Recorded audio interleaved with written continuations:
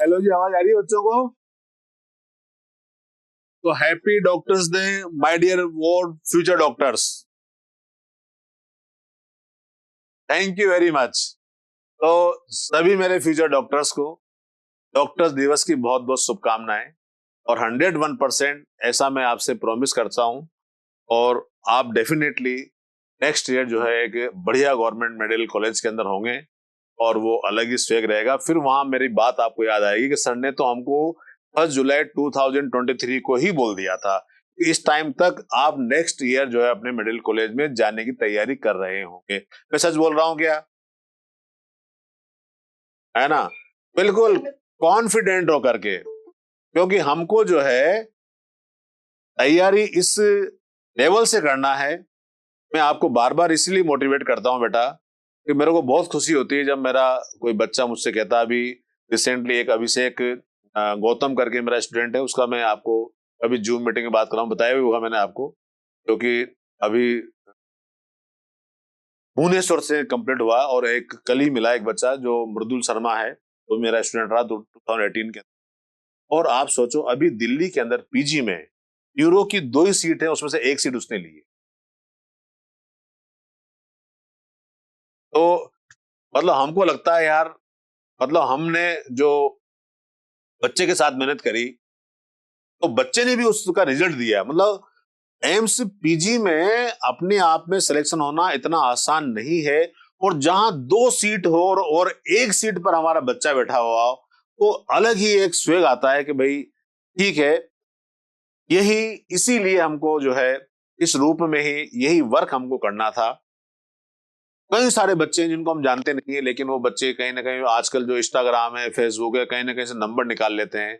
और सबसे बड़ी बात ये भी है कि हमने 25 साल से, हमारे जब से मोबाइल नंबर हमारे पास आया, हमने कभी मोबाइल नंबर चेंज नहीं किया। इसी का रीजन ये है कि वो बच्चे हमसे कांटेक्ट में रहते हैं। जब से मोबाइल चला है तो पहली बार नंबर आया था, वही नंबर परमानेंटली पिछले करीब करीब जो है 2000 के आसपास आ गया था शायद मोबाइल। तो 2000 के आसपास हमने नंबर लिया था एयरटेल वेटेल का, वही नंबर कंटिन्यू चलाया हुआ है। तो वो बच्चे सारे हमारे कांटेक्ट में होते हैं। कम से कम हजारों फेसबुक से जुड़े हुए हैं, 5-5 700 तो पता लगता है कि अब तो शादियां होगी, उनके बच्चे भी डॉक्टर बन गए, लंबी लाइन लग गई। तो 3rd स्टेज पर वो पहुंच गए। चलिए जी, आज की क्लास अपन स्टार्ट करते हैं। थोड़ा सा कल माइक्रो बॉडीज के बारे में बताना रह गया था आपके। माइक्रो बॉडीज के बाद में अपन न्यूक्लियस का इंट्रोडक्शन ले लेंगे। यहाँ पर जो माइक्रो बॉडीज हैं के अंदर है, थोड़ा सा कुछ हुआ।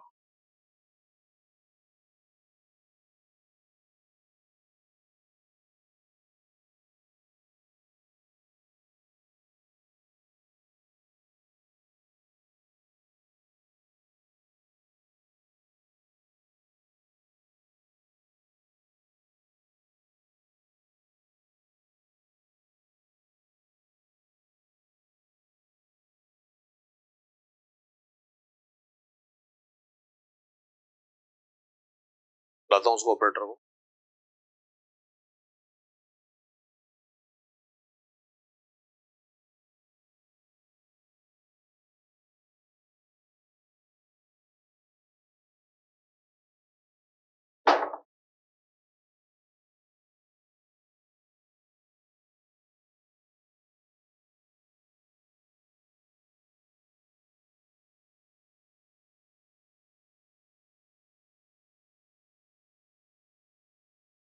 माइक्रो बॉडीज के बारे में बता रहे थे अपन। माइक्रो बॉडीज जो है हमारे कौन कौन सी होती है वो बताया था मैंने आपको। They are many membrane bound minute vesicles होती हैं, जो various enzymes are present both plant and animal.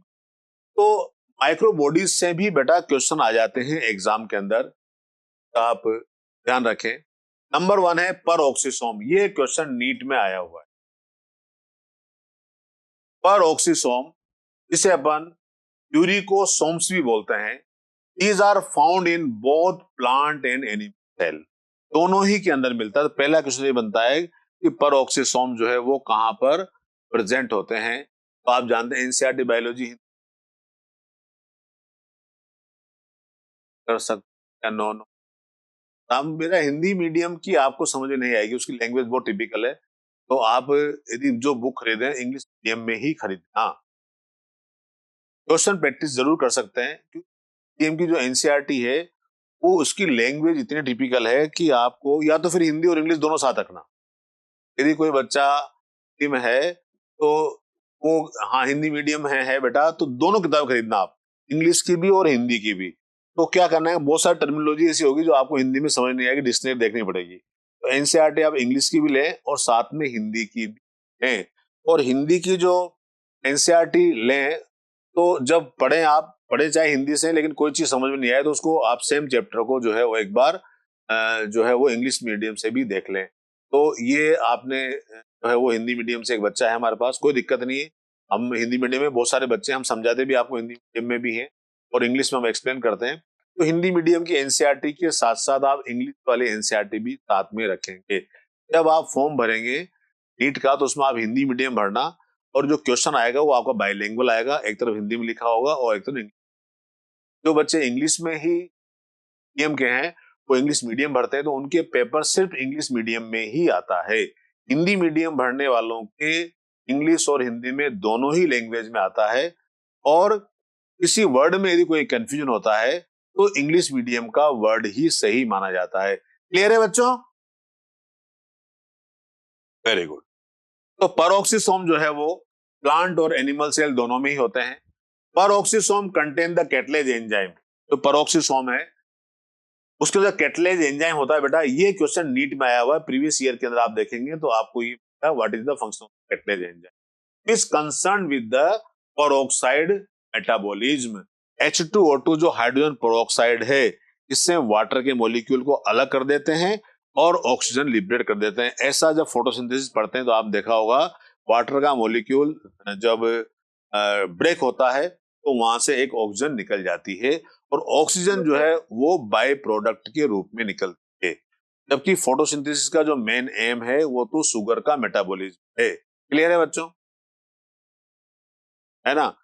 Main product तो कार्बोहाइड्रेट है, लेकिन बाय प्रोडक्ट के रूप में ऑक्सीजन लिबरेट होती है, तो वो ऑक्सीजन जो निकलती है वो यहीं से निकल, नेसेंट ऑक्सीजन बोलते हैं, ओ के फॉर्म में। फिर दो मॉलिक्यूल ओ मतलब के मिलकर के और O2 बनाते हैं, तो O2 एक जो हमारी वो ऑक्सीजन गैस के रूप में। इतना इंपॉर्टेंट वर्क है इसका, तो ये क्वेश्चन आप याद रखेंगे, which enzyme is responsible for that the hydrogen peroxide break, that is the catalase enzyme.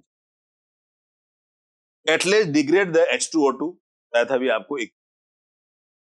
तो H2O2 है हाइड्रोजन पेरोक्साइड, हाइड्रोजन पेरोक्साइड को कैटलेज एंजाइम, एक वाटर का मॉलिक्यूल है और ऑक्सीजन, ये ऑक्सीजन जो मॉलिक्यूल है एलिमेंट्स हैं दो मिलकर के और O2 का फॉर्मेशन कर लेती हैं। Catalase degrade the H2O2 into the water and oxygen.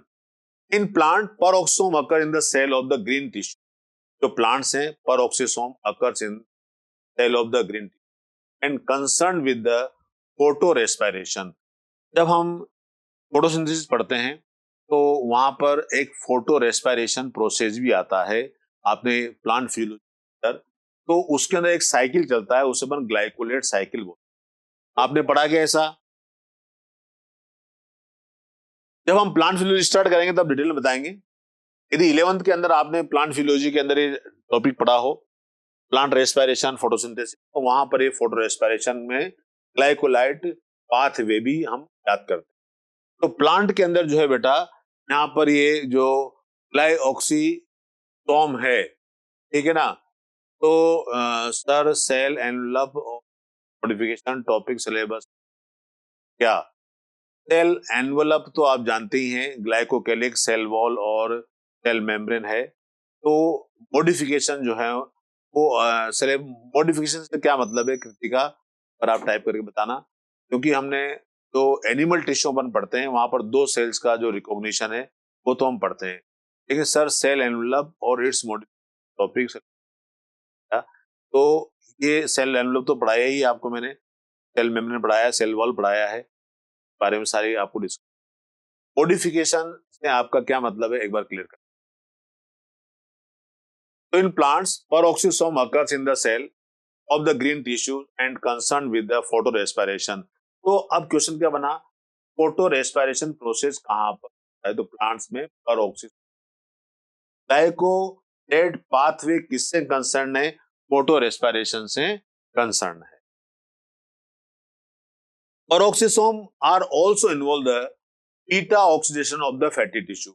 यदि आपको थोड़ा सा प्लांट रेस्पिरेशन का आखिरी पेज याद हो तो लास्ट पेज के अंदर वहां पर जब फैटी टिश्यू ब्रेक होता है तो फैटी टिश्यू जो है बेटा वो पायरुविक एसिड में कन्वर्ट होगा और उससे हमको एनर्जी मिलती है, अपन बीटा ऑक्सीडेशन।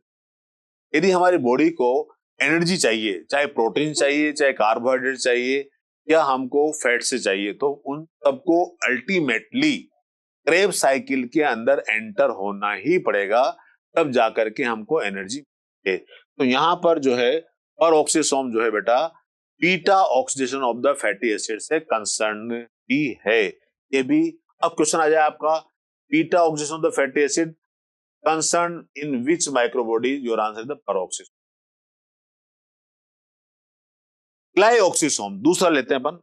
एनसीईआरटी ने क्या किया, खाली माइक्रोबॉडीज नाम लिख करके छोड़ दिया, लेकिन मैंने देखा प्रीवियस ईयर के अंदर कि वहां पर जो है ये क्वेश्चन आए हुए हैं, sir plastid use in the storing protein का आंसर एल्डोप्लास्ट। क्या बिल्कुल है बेटा, एल्डोप्लास्ट ही है, क्रोमोप्लास्ट नहीं है। एल्डोप्लास्ट में एलिरोन पिगमेंट्स होते हैं और एलिरोन जो है वो प्रोटीन मॉलिक्यूल है है ना, ये आपको मैंने आंसर दे दिया है सर। उसमें ग्राम पॉजिटिव, ये gram positive gram negative bacteria के बारे में जो है हम पढ़ाएंगे आपको जब एनिमल डाइवर्सिटी पढ़ाएंगे मोनेरा, वहां पर ग्राम पॉजिटिव ग्राम नेगेटिव के बारे में आपको थोड़ा थोड़ा क्या मैक्सिमम क्लियर करेंगे। ये कृतिका गौतम का क्वेश्चन था, ये बता दिया आपको, जब मोनेरा हम पढ़ेंगे तब आपको वहां कंसर्न में ये चला जाता है, सेल के अंदर नहीं आता है टॉपिक। तो glyoxysome occurs only in the plants में होते हैं, ये क्वेश्चन बन गया यहाँ पर। ग्लाइऑक्सोम कहां प्रेजेंट है? सिर्फ प्लांट्स के अंदर ही है, एनिमल सेल के अंदर ग्लाइऑक्सोम नहीं होते हैं। फैटी सीड्स के अंदर होते हैं, जो कैस्टर सीड है और ग्राउंड नट सीड है, इनके अंदर ये प्रेजेंट। तो glyoxysomes are present only the plant. Fatty seeds है, कैस्टर सीड आप जानते हो, ग्राउंड नट सीड तो आप जानते हो। तो glyoxysomes are considered as the highly specialized परोक्सिसोम।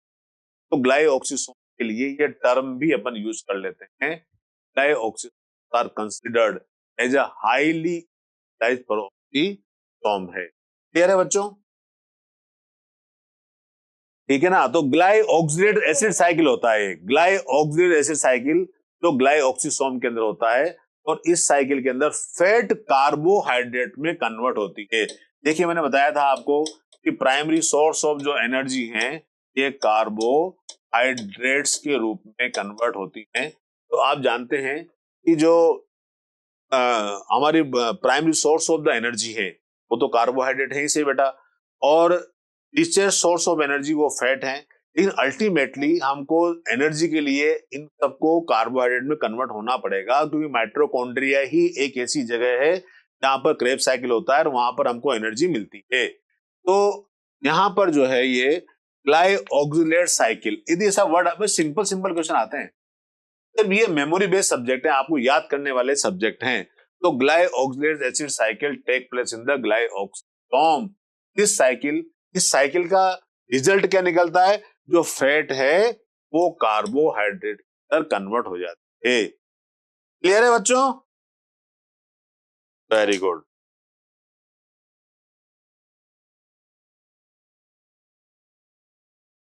आगे चलते हैं। अब हम आ जाते हैं हमारे नेक्स्ट ऑर्गेनेलिज के पास, इसका नाम है न्यूक्लियस। अच्छा ये बताओ, न्यूक्लियस सेल ऑर्गेनेलिज है या नहीं? यस और नो? Yes, very good. हाँ, yes yes yes yes yes, nucleus भी एक सेल ऑर्गेनेलिज है। क्योंकि कभी कभी बच्चे कंफ्यूज जाते हैं, sir component of the cell है, कंट्रोलर ऑफ द सेल है, all the metabolic activities are control by the gene जो सेल में है। लेकिन बेटा न्यूक्लियस भी सेल ऑर्गेनेलिज ही है, इंपॉर्टेंट सेल ऑर्गेनेलिज है। इसके अंदर क्रोमोसोम्स प्रेजेंट हैं। और न्यूक्लियस की डिस्कवरी आपको अच्छे से पता है, रॉबर्ट ब्राउन साहब ने की थी, ये पहले बता चुके हैं। तो nucleus as a cell organelles, यहां मैंने क्लियर लिखा है आपके, first described by the Robert Brown, ये रॉबर्ट ब्राउन साहब हैं। 1831 में न्यूक्लियस की इन्होंने डिस्कवरी की। आप जानते हैं ये आउटर न्यूक्लियर मेम्ब्रेन है ना, ये रेड कलर से बना रहा हूं मैं, ये आउटर न्यूक्लियर मेम्ब्रेन है, इस तरह से ये आउटर न्यूक्लियर। और इधर से अपन चलते हैं इधर, तो डिस्ट्रीब्यूट कलर करें, ये इनर न्यूक्लियर मेम्ब्रेन, ये इनर न्यूक्लियर, ये इनर न्यूक्लियर, ये दोनों मेम्ब्रेन आपस में फ्यूज हो जाती है। ये मेम्ब्रेन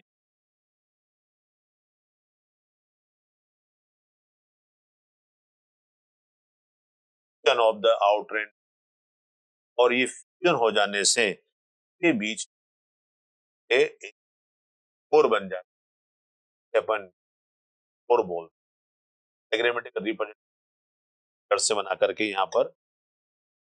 और इसके अंदर ये न्यूक्लियर मटेरियल, ये न्यूक्लियर मटेरियल देखिए आप कहीं तो जाता है कहीं, जैसे जो, और के अंदर जो है NOR पार्ट, ये यदि मैं, और इसके अंदर ये लिक्विड मटेरियल, यदि हम इसको वो लेवल करते हैं तो ये आउटर मैम ONM के नीचे लिखता हूं मैं यहाँ पर ये इनर न्यूक्लियर मैम के INM के बीच में स्पेस है पेरीन्यूक्लियर स्पेस, या हम इंटर मेम्ब्रेन स्पेस भी बोल सकते हैं। यहां पर हम करते हैं ये न्यूक्लियर पोर है यहाँ पर, इसका जो लिक्विड मटेरियल भरा हुआ है इसे बोलते हैं न्यूक्लियोप्लाज्म, तो प्लाज्म बोलते हैं। और यहाँ पर आप देखिए जो लाइट स्टेन वाला ये डायग्राम है तो बोलते हैं बेटा यूक्रोमेटिन, और जो डार्क स्टेन किए हुए हैं यहाँ पर बोलते हैं हेट्रोक्रोम, सारी लेबलिंग में। और ये जो पार्ट है इसको क्लियर है बच्चों, डायग्राम समझ आ गया न्यूक्लियस का, न्यूक्लियस का डायग्राम समझ आ गया सब बच्चों के? Very good very good very good.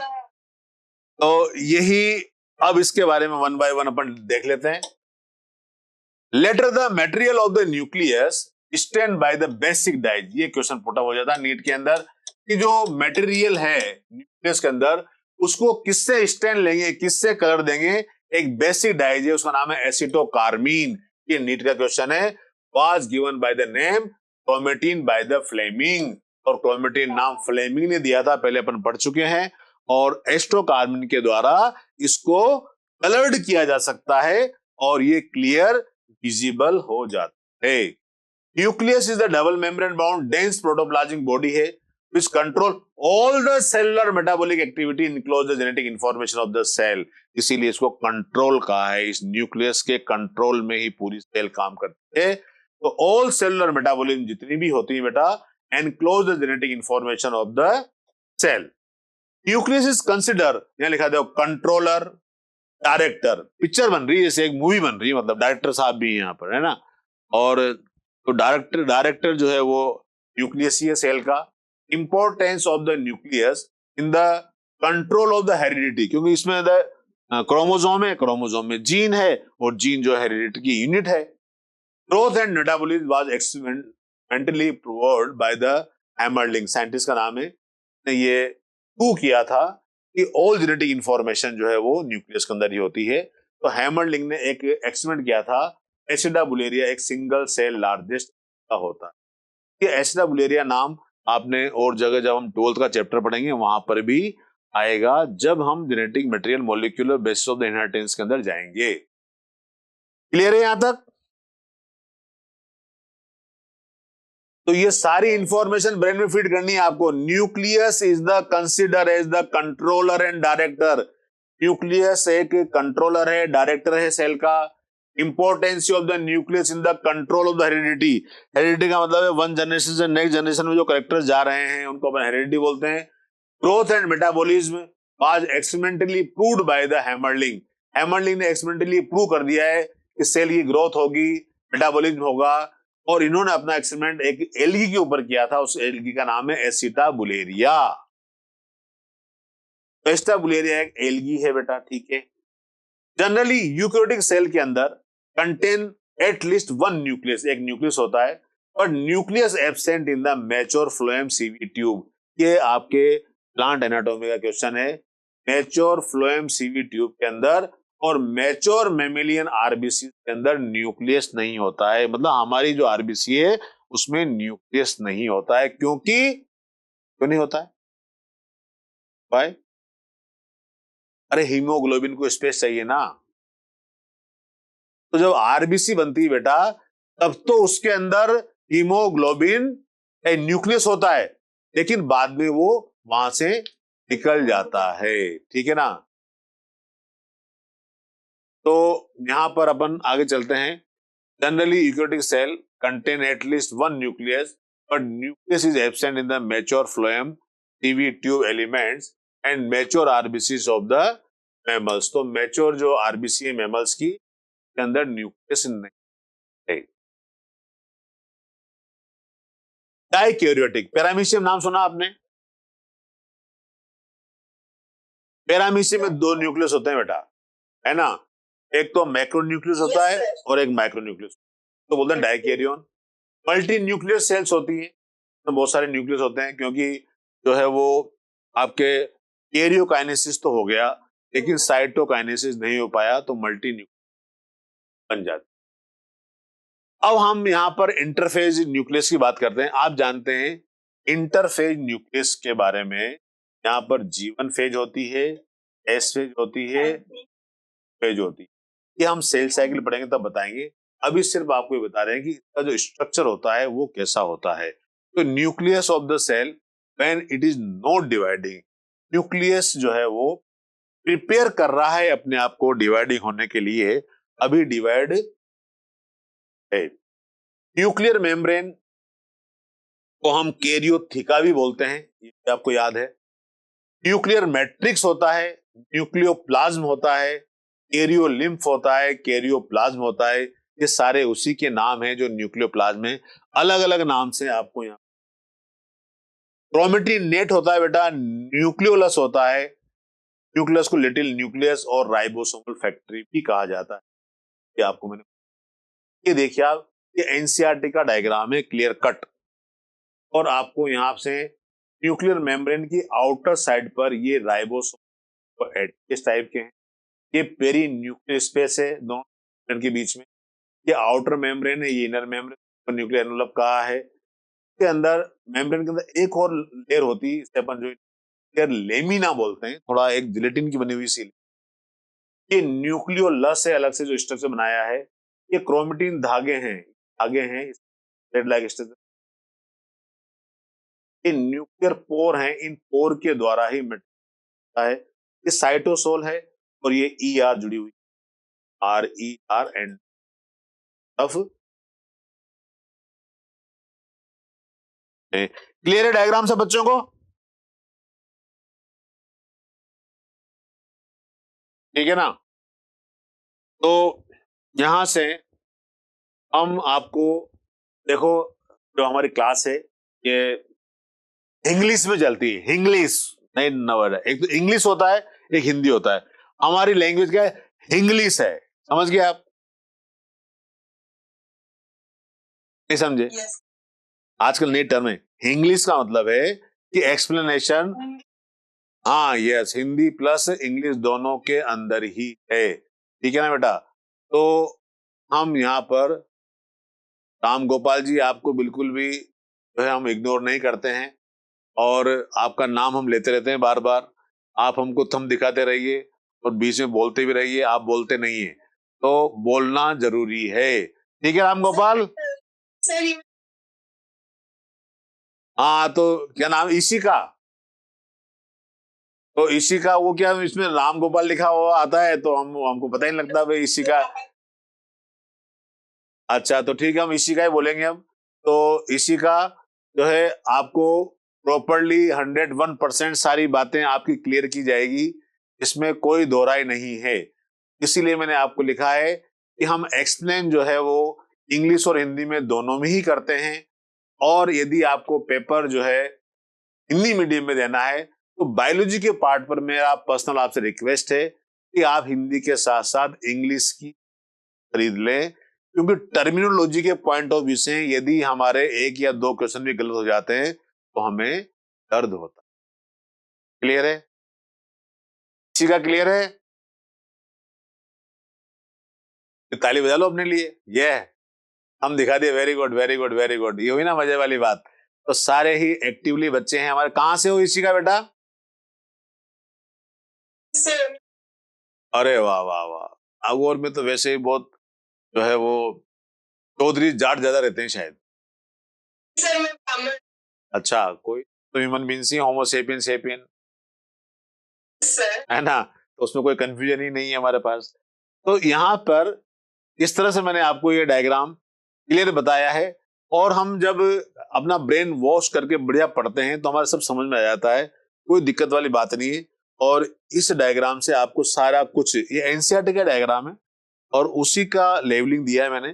कभी कभी बच्चा ये पूछ लेते हैं कि सर आउटर जो न्यूक्लियर मेम्ब्रेन है क्या उसके ऊपर भी राइबोसोम होते हैं? तो आपका आंसर जाएगा यस।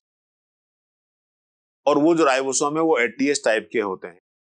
इससे रफ एंडोप्लाज्मिक रेटिकुलम जुड़ी हुई होती हैं और उस पर जो है ये राइबोसोम लगे हुए होते हैं बेटा। वो राइबोसोम भी आपके एटीएस टाइप के। क्लियर है बच्चों? ये न्यूक्लियर मेम्ब्रेन की कहानी वन बाय वन वापस इलेक्ट्रॉन माइक्रोस्कोप से देखते हैं अपन यहां पर। Reveal that the nuclear envelope which consist of the two parallel membrane, दो मेम्ब्रेन है, आउटर और इनर बताया था मैंने आपको। इनके बीच में स्पेस होता है, ये होता है 10 to 50 नैनोमीटर। इसे अपन पेरी न्यूक्लियर स्पेस बोलते हैं। ये मैंने लिस्ट लिखा है, ये आपके एनसीईआरटी में लिखा हुआ है कि पेरी न्यूक्लियर मेम्ब्रेन स्पेस कितना होता है। तो वैल्यू जो है वो हमको एनसीईआरटी की याद भी रखनी है। These membrane form a barrier between the material of the present inside the nucleus and that of the outside the nucleus। तो न्यूक्लियस के अंदर जो मटेरियल होते हैं और साइटोप्लाज्म के अंदर जो मटेरियल होते हैं, उन दोनों के बीच में एक जो है वो स्पेस होता है, ताकि डीएनए से डीएनए कहां बन रहा है? न्यूक्लियस के अंदर बन रहा है। डीएनए से आरएनए कहां बन रहा है? न्यूक्लियस के अंदर बन रहा है। वो न्यूक्लियर पोर के द्वारा साइटोप्लाज्म में आ रहा है बेटा, और साइटोप्लाज्म में प्रोटीन का सिंथेसिस होता है। क्लियर है? Very good. The outer membrane usually remain the continuous with the endoplasmic reticulum बताया था मैंने आपको। तो आउटर मेम्ब्रेन होती है, ये ऐसे एंडोप्लाज्मिक रेटिकुलम में कंटिन्यूअस रहती है। आउटर मेम्ब्रेन पोर होते हैं।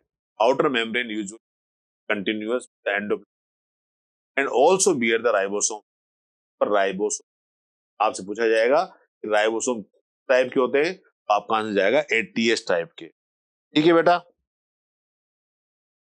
चलिए, at the number of places the nuclear envelope is interrupted by the minute pore which are formed the fusion of the two membrane। ये ध्यान रखना आप, ये आउटर मेम्ब्रेन है, ये इनर मेम्ब्रेन, ये यहां जाकर के दोनों फ्यूज हो जाते हैं। इस तरह से यहां पर भी फ्यूज करके और के बीच में पोर बन जाता है, तो पोर बोलते हैं। और ये न्यूक्लियर पोर जो है ना, ये ऑक्टामर जैसा होता है। मतलब यदि देखें अपन तक हमें है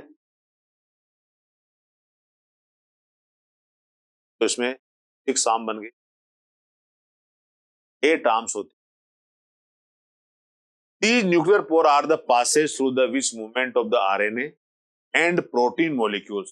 बताया था भी आपको, डीएनए से डीएनए न्यूक्लियस बनता है बेटा, डीएनए से आरएनए भी न्यूक्लियस में बनता है। अब ये आरएनए न्यूक्लियर पोर से कहाँ आ जाता है, साइटोप्लाज्म में आता है, और साइटोप्लाज्म में प्रोटीन सिंथेसिस का mechanism. The nuclear pore are the passages through the which movement of the RNA molecule take place both direction. वो डायरेक्शन का मतलब हुआ कि प्रोटीन तो न्यूक्लियस को भी चाहिए, तो फिर वो प्रोटीन जो है वो पोर के द्वारा न्यूक्लियस के अंदर भी आ जाता है, ठीक है ना। तो इस तरह से कोऑर्डिनेट चलता है पूरा का पूरा, क्योंकि हम जानते हैं जो डीएनए है, डीएनए के अंदर नाइट्रोजन बेस भी है, और नाइट्रोजन बेस के साथ साथ उसमें न्यूक्लियो साइड और टाइड मतलब सुगर मॉलिक्यूल भी है, सुगर मॉलिक्यूल फॉस्फेट मॉलिक्यूल भी है, सब मिलकर के ये डीएनए का कंपोजिशन बनाते हैं। The nuclear pore is guarded by the octagonal discoidal.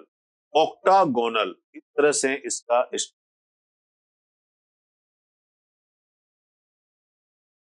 octagonal 1 5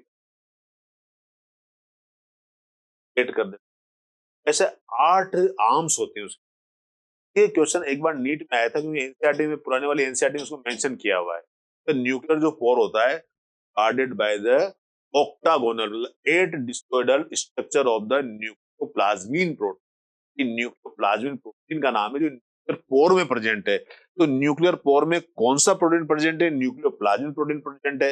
ये किस फॉर्म में है, डिस्कोइड फॉर्म में।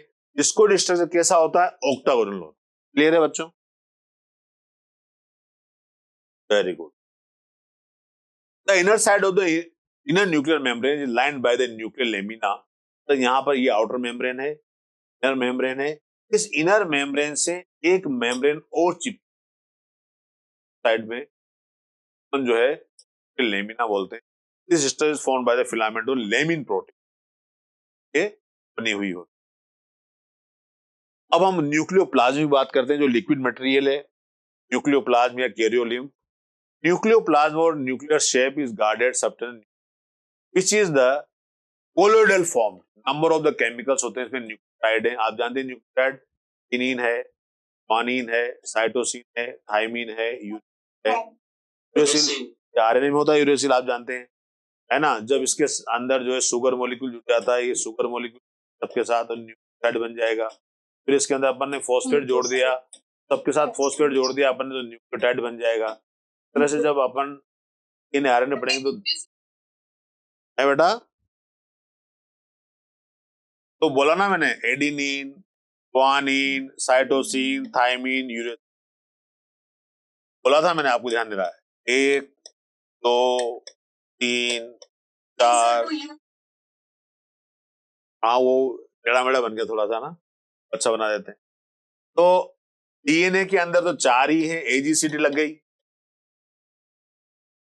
और आरएनए के अंदर भी 4 ही है, एजीसीयू। 4 नाइट्रोजन बेस सबके अंदर है, तो 4 न्यूक्लियोसाइड है और 4 न्यूक्लियोटाइड है। ये सब न्यूक्लियोप्लाज्म के अंदर हैं। तो न्यूक्लियोप्लाज्म और nuclear shape is ground substance of the nucleus which is the complex colloidal form. A number of chemical, nucleotide है, न्यूक्लियोसाइड है, एटीपी है, प्रोटीन है, एंजाइम है, ये सारे के सारे जो कंपोनेंट्स है बेटा, ये न्यूक्लियोप्लाज्म के अंदर प्रेजेंट है।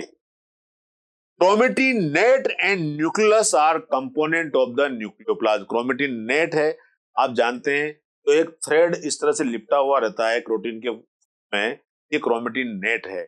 और इसके अंदर जनरली एक न्यूक्लियस होता है, और न्यूक्लियस को आप जानते हैं राइबोसोमल फैक्ट्री बोलते हैं। क्या बेटा, क्रोमेटिन नेट की बात करें, ये फ्लेमिंग ने टर्म दिया था, मल्टीपल टाइम ये नाम आ चुका है अपने पास, साइंटिस्ट का नाम याद रखें आप, एनसीईआरटी के अंदर भी ये दिया हुआ है। Interphase nucleus has the loose, interphase जो न्यूक्लियस है has a loose and indistinct network of the nucleoprotein fibre called as the chromatin which embedded in the nucleoplasm. Clear है बच्चों, इंटरफेज जो न्यूक्लियस होता है उसके अंदर जो प्रोटीन है से ये बने हुए फाइबर्स होते हैं, जिन्हें क्रोमेटिन फाइबर कहा जाता है, which embedded in the nucleoplasm, और ये फाइबर न्यूक्लियोप्लाज्म के अंदर प्रेजेंट होते हैं। Chromatin net mainly form the DNA and histone protein. ये हिस्टोन प्रोटीन जो है यूकैरियोटिक सेल्स में होता है, प्रोकैरियोटिक सेल्स के अंदर हिस्टोन प्रोटीन नहीं होता है। ये चीज आपको याद करनी है था, तब मैंने आपको बताया था क्रोमेटिन जो नेट है के अंदर डीएनए प्रेजेंट है और हिस्टोन प्रोटीन भी ऑक्टामर के रूप में। जब हम न्यूक्लियोसोम पढ़ेंगे H3, H4 और A1 ये अलग अलग टाइप के, मतलब H2A एक हिस्टोन प्रोटीन है, ये H2A ये भी एक हिस्टोन प्रोटीन है ना। H2B ये भी हिस्टोन प्रोटीन है, ये H2 प्रोटीन है, ये H3 ये भी हिस्टोन प्रोटीन है, ये भी H3 प्रोटीन है, और ये H4 हिस्टोन प्रोटीन है, ये H4 हिस्टोन प्रोटीन है, और सबको बाइंड अप किए हुए है H1। इस तरह से ये हिस्टोन प्रोटीन्स होते हैं। ये हिस्टोन प्रोटीन्स यहाँ पर इस तरह से डीएनए मॉलिक्यूल है, ये डीएनए मॉलिक्यूल करके हिस्टोन प्रोटीन ये डीएनए, तो ये आपका ऑक्टामर बोलते हैं इसको। जो हम 12th का टॉपिक है मॉलिक्यूलर के अंदर एक आपने पढ़ा होगा न्यूक्लियोसोम, है ना बेटा, तो उसका स्ट्रक्चर मैंने आपको बताया। Chromatin fibers contain genetic information and condense to form the chromosome during cell division। जब आप जानते ही है तो जब सेल डिवीजन होगा तो ये chromatin fiber he. During different stage cell division, cell shows the structure chromosome place of the nucleus।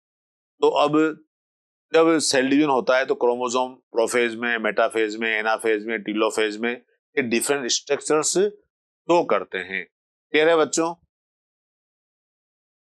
Prokaryotic cell में कौन सा प्रोटीन होता है सर? प्रोकैरियोटिक सेल में हिस्टोन प्रोटीन के अलावा बाकी दूसरे जो प्रोटीन है वो होते हैं जो प्रोलेमाइंस हैं, है ना। तो यूकैरियोटिक में भी हिस्टोन प्रोटीन तो है ही, लेकिन हिस्टोन के अलावा अदर प्रोटीन्स भी प्रेजेंट हैं। तो प्रोकैरियोट में हिस्टोन नहीं होता है, हाँ, नॉन हिस्टोन प्रोटीन होते हैं। नॉन हिस्टोन का मतलब है हिस्टोन के अलावा बाकी जो प्रोटीन है वो सब प्रेजेंट होते हैं। हाँ, यस यस। केमिकली क्रोमेटिन क्या किसके बने होते हैं आप देखिए, जो हमारा डीएनए है, ये जो डीएनए है क्रोमेटिन कंसिस्ट ऑफ, उसके अंदर क्रोमेटिन के अंदर, ये क्रोमेटिन एक धागा है, थ्रेड है। क्रोमेटिन, क्रोमो मतलब कलर, टीन मतलब थ्रेड, ऐसा एक थ्रेड है जो कलर लेता है। अब वो थ्रेड किस किस का बना होता है? इसके अंदर बेटा डीएनए भी होता है, आरएनए भी होता है, हिस्टोन प्रोटीन भी होता है, और हिस्टोन प्रोटीन बेसिक प्रोटीन होता है। हिस्टोन प्रोटीन के अंदर आर्जिनिन और लाइसिन ज्यादा अमीनो एसिड होते हैं, और नॉन हिस्टोन प्रोटीन है। क्लियर है बच्चों? तो ये नीट का क्वेश्चन बन जाता है। प्रोकैरियोटिक सेल्स के अंदर हिस्टोन नहीं होगा, बाकी सब होते हैं। यस, बोलिए बेटा। दोनों प्रेजेंट होते हैं, और प्रोकैरियोट्स में हिस्टोन नहीं होता, बाकी सब प्रेजेंट होते हैं। ठीक है, सब बच्चों क्लियर है बेटा? क्योंकि अच्छा क्वेश्चन है ये, और बच्चे कंफ्यूज हो जाते हैं यहाँ पर, इसलिए आप कंफ्यूज ना हो। सारे के सारे जो कंपोजिशन है ये सब प्रेजेंट होते हैं, और यहाँ पर अपन लिख देते हैं आपके लिए कि आपको याद हो गया ये क्वेश्चन। तो जो क्वेश्चन आपको याद हो जाता है तो 2024 के अंदर टाइप हो जाता है। ऐसा हो जाए तो मजा आएगा, नहीं आएगा? कि आपको जो क्वेश्चन याद है वही एग्जाम में टाइप हो चुका है। नहीं, हम आपको बता देंगे, आप टेंशन ना करें, आप एग्जाम तक हमारे साथ जुड़े हुए हैं, और आपको 100% पेपर हम पहले ही बता देंगे। मतलब ये है, पेपर नहीं बताएंगे, मतलब पेपर का 90% बता देंगे यहाँ पर। जैसे जहां जहां पर भी हम ये चीज लिखते हैं कि इस तरह का क्वेश्चन एग्जाम में आएगा, उनको मैंने बताया था आपको, एक मेरे स्टूडेंट है कीर्ति बंसल, मैं आपको बता देता हूँ। कभी कभी ऐसे वाकया हो जाते हैं। कीर्ति बंसल भोपाल एम्स से उसने एमबीबीएस किया है, और अभी कहीं से पीजी कर रही है। मतलब पुरानी स्टूडेंट है, मेरे साथ अब तो 2013 का सिलेक्शन हुआ था उसका, बहुत पुरानी बात है, 10 साल हो गए मतलब, तो पीजी वीजी भी हो गए, अभी कांटेक्ट में नहीं, इसलिए मैं ज्यादा जानकारी नहीं है मुझे, लेकिन उसका नाम याद है मुझे अभी भी। उसका नाम मुझे इसलिए याद है कि उसके फादर आईएएस अधिकारी थे, वो बाद में बताया उन्होंने सिलेक्शन होने के बाद कि सर मैं आईएएस हूँ, वरना आप जानते हो कलेक्टर साहब से फीस कैसे लें हम, है ना, लेकिन उन्होंने नहीं बताया हमको, वो आईएएस थे दिल्ली के अंदर किसी सेक्रेटरीट में। जब उनकी बच्ची का सिलेक्शन हो गया, मैंने उसको इंडिविजुअली पढ़ाया था, अब वही उन्होंने तो कहा सर आपकी जो फीस हो बता दो, पर आवर 1 घंटा या आधा घंटा आपको बच्चे को देना है और ये अकेले को देना है, तो हमने बता दी, उस टाइम पर हमने पढ़ाया उसको। उसकी दो एनसीईआरटी लेके आती थी, एक एनसीईआरटी से मैं पढ़ाता था उसको, एक एनसीईआरटी उसके पास होती थी। मेरी हैबिट है लिखते लिखते, जैसे मैं अंडरलाइन करता हूँ, यहाँ भी करता हूँ, और वहां पर मैं लिख देता था ये क्वेश्चन 2013 में आएगा। 13 का उसने एग्जाम दिया था जब पहली बार नीट हुआ था, बाद में नीट वापस गायब हो गया था, वापस दोबारा से आया। तो जब फाइनली, अब उसका आईक्यू था बच्ची का, मैंने तो उसने नहीं कहा था कि इनको अलग से लिख करके याद करना है, उसने क्या किया, जब उसका सिलेबस पूरा हो गया तो पूरी मेरी जो एनसीईआरटी 11 और 12 की थी, उसने वो जहां जहां भी मैंने वो लाइन लिखी थी ये क्वेश्चन 2013 में आएगा, तो सबके नोट्स बना लिए, और वो नोट्स आप मानोगे मुश्किल से 10 से 15 पेज में कंप्लीट हो गए, क्योंकि लाइन ही ये थी वो। तो ऐसे करके 15-20 पेज उसके पास रहे वो, और उन पेज को उसने मल्टीपल टाइम याद कर लिया, और वही जो है बाकी तो उसने याद किए सब कुछ। काइंड योर इंफॉर्मेशन, मुझे बताते हुए बहुत गर्व होता है कि 90 में से 79 वही लाइन थी, 79। तो जब वो उसके फादर आए और उन्होंने मिठाई उठाई लेके आए, कुछ गिफ्ट विफ्ट लेके आए घर पे, तो वो किताब भी साथ लेके आए वो, और उन्होंने सबसे पहले तो मुझे बोला कि चौहान सर हम आपको जेल भेज सकते हैं चाहें तो। मैंने कहा ऐसा क्या कर गुनाह कर दिया मैंने सर, आपके बच्चे को पढ़ाया था मैंने, जेल वेल में कैसे भेज दो, क्या है कि आपने पहले ही कैसे प्रिडिक्ट कर लिया कि ये क्वेश्चन 2013 में आएगा। मैंने कहा सर ये तो हमारा एक्सपीरियंस है, हम पिछले साल के इतने सारे क्वेश्चंस सोल्व करवाते हैं बच्चे को, तो हमारा ब्रेन बोल देता है कि अच्छा अच्छा ये आया था अभी आएगा। तो फिर वो, तब फिर उन्होंने अपना इंट्रोडक्शन दिया, फिर वो चले गए, नाम ध्यान नहीं आ रहा मुझे, बंसल साहब ही होंगे कोई, क्या नाम, कीर्ति। तो ऐसे ये एक मिराकल्स था कि आप किसी बच्चे को 10, 15, 20, 25 पेज का एक नोट्स कॉपी दें, और उसमें से 90 में से 79, तो उसने मुश्किल से आधे घंटे के अंदर, क्योंकि 79 क्वेश्चन उसको देखने थे ही नहीं, वो तो पूरी की पूरी एनसीईआरटी लाइन उठ कर आई थी, फटाफट आंसर लगा दिए। रिमेनिंग कितने क्वेश्चन और बचे, 11 क्वेश्चन तो बचे हैं, तो उसके शायद 3 क्वेश्चन रॉन्ग हुए थे, ऐसा मुझे हल्का सा याद है। तो एक क्वेश्चन तो बहुत बेवकूफी वाला गलत हुआ था, वो रिप्स का स्टेटमेंट आया था, तो हम बार बार 12 पेयर बोलते हैं, जैसे बोलते हैं ना 12 पेयर रिप्स आर प्रेजेंट, तो उन रिप्स में उसमें 12 पेयर ना लिख करके उसने 24 लिख दिया। तो स्टेटमेंट तो सही है, वो भी होती तो 24 ही है, तो उसके दिमाग ने काम नहीं किया, तो सर वो तो 12 पेयर होती है ना। फिर मैंने कान पकड़ा उसको, मैंने 12 पेयर का मतलब क्या है, तो 24 ही है। हाँ, वो इतना इजी क्वेश्चन रॉन्ग किया, और एक क्वेश्चन ये रॉन्ग किया उसने जो मैंने बताया आपको, यूरेसिल वाला, यहाँ कंफ्यूजन हो गया। तो कभी कभी अच्छे सिलेक्ट होने वाले बच्चे भी 1 या 2 क्वेश्चन वो यूरेसिल में कंफ्यूज हो गए, सर ये डीएनए होता है आरएनए में होता है, सबको पता है, छोटे छोटे बच्चों को पता है आरएनए के अंदर होता है, हाँ, लेकिन वो नहीं उसको समझ पाई। तो ऐसे बहुत सारे बच्चे हैं जो छोटे छोटे क्वेश्चन गलत कर जाते हैं, इसलिए मिस्टेक्स बोलते हैं इनको, आप ना करें पर। तो chemically chromatin consist DNA, RNA, histone protein, basic protein, brisk, arginine and lysine and non histone protein also. यहाँ पर यू क्रोमेटिन, हेटेरोक्रोमेटिन बता दिया मैंने आपको, यू क्रोमेटिन जेनेटिकली एक्टिव होता है बेटा, हेटेरोक्रोमेटिन जेनेटिकली एक्टिव नहीं होता है। यू क्रोमेटिन लाइट स्टेन लेता है, हेटेरोक्रोमेटिन डार्क स्टेन लेता है। तो यू क्रोमेटिन लाइट स्टेन लेता है बताया मैंने आपको। Diffuse part of the chromatin है which is the transcriptional, transcription जानते हो ना आप, डीएनए से आरएनए का फॉर्मेशन, यस, डीएनए से आरएनए बनता है, इसको ट्रांसक्रिप्शन बोलते हैं। क्लियर है बच्चों, इसी का समझ में आ गया बेटा, वेरी गुड। और सत्यम जी क्या हाल चाल है आपके, बहुत बढ़िया, बहुत बढ़िया, बहुत बढ़िया। तो बच्चे के अपने पेरेंट्स के आईडी में लेके बैठे हैं, तो क्या नाम बोलने में थोड़ा कंफ्यूज हो जाता है हमको, कोई बात नहीं। लेकिन आप तो जो है वो एक ही बात है वो तो यूक्रोमेटिन आपको बता दिया मैंने यहाँ से। और यूक्रोमेटिन की बात चलते हैं अपन हेट्रोक्रोमेटिन। ये डार्क स्टेन लेता है बेटा, थिक होता है, कंडेंस पार्ट है क्रोमेटिन का। और हेट्रोक्रोमेटिन जेनेटिकली लेस एक्टिव है, इनएक्टिव क्रोमेटिन है, मतलब यहाँ पर ये कम पार्टिसिपेट करता है ट्रांसक्रिप्शन प्रोसेस के अंदर। न्यूक्लियस आप जानते ही, मैंने बताया आपको, एक न्यूक्लियस के अंदर जनरली एक न्यूक्लियोलस होता है। यदि एक से ज्यादा होता है तो हम उसके लिए वर्ड यूज करते हैं न्यूक्लियोलाई। क्लियर है जी? तो द न्यूक्लियोलाई, क्या लाई? Very good. आर स्फिरिकल होते हैं ये मेम्ब्रेन लेस है बेटा, ये याद करना है आपको, मेम्ब्रेन लेस है। मतलब इसके देखो मेम्ब्रेन लेस, हमने मेम्ब्रेन लेस में राइबोसोम पढ़े थे, है ना, सेंट्रियोल पढ़ा था, और ये न्यूक्लियोलस है, इनके बाहर मेम्ब्रेन नहीं हो। So that the content of the nucleus is continuous with the rest of the nucleoplasm के अंदर ये प्रेजेंट है। तो it is the site for active ribosomal RNA. Ribosomal RNA का यहाँ पर सिंथेसिस होता है, तो राइबोसोमल फैक्ट्री है जो, हाँ एक्चुअली में जो आरएनए है ना, ये डिफरेंट टाइप्स के होते हैं।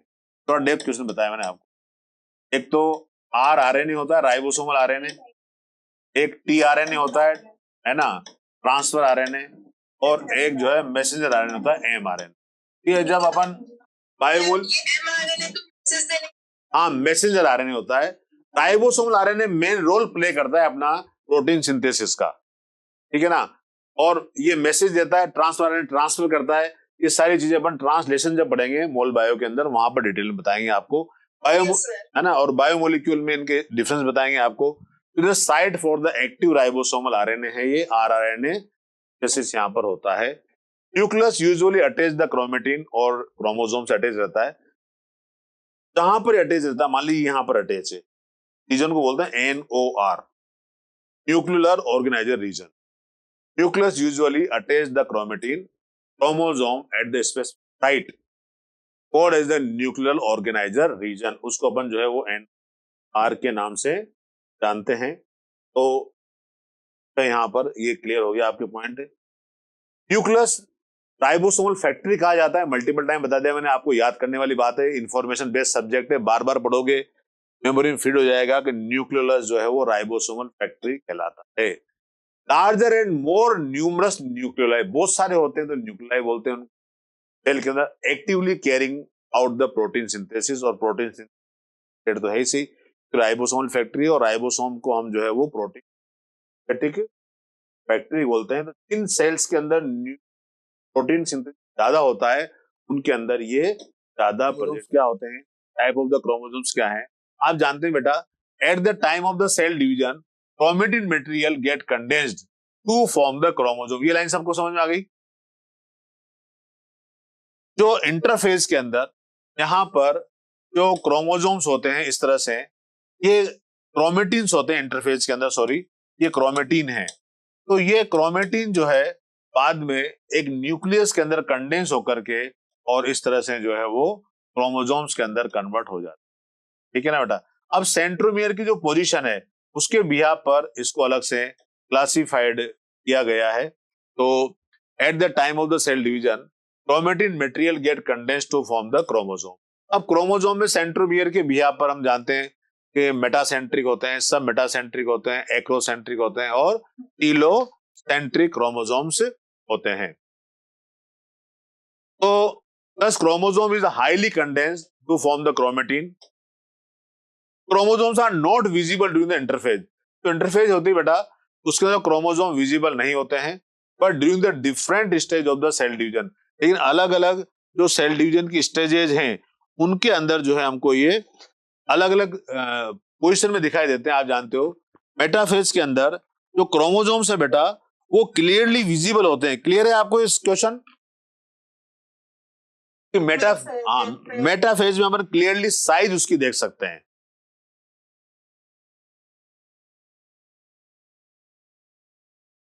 Now that cell show structure chromosome in the place in the nucleus, nucleus के अंदर जो क्रोमोसोम पोजिशन है वो देखेंगे अपन। Chromosome can be best study in the metaphase plate, अभी बताया था मैंने आपको बेटा, आपको ब्रेन में फीड हो गया है। Because size of the chromosome is the shortest, तो क्रोमोसोम की साइज है शॉर्टेस्ट होती है मेटाफेज के अंदर।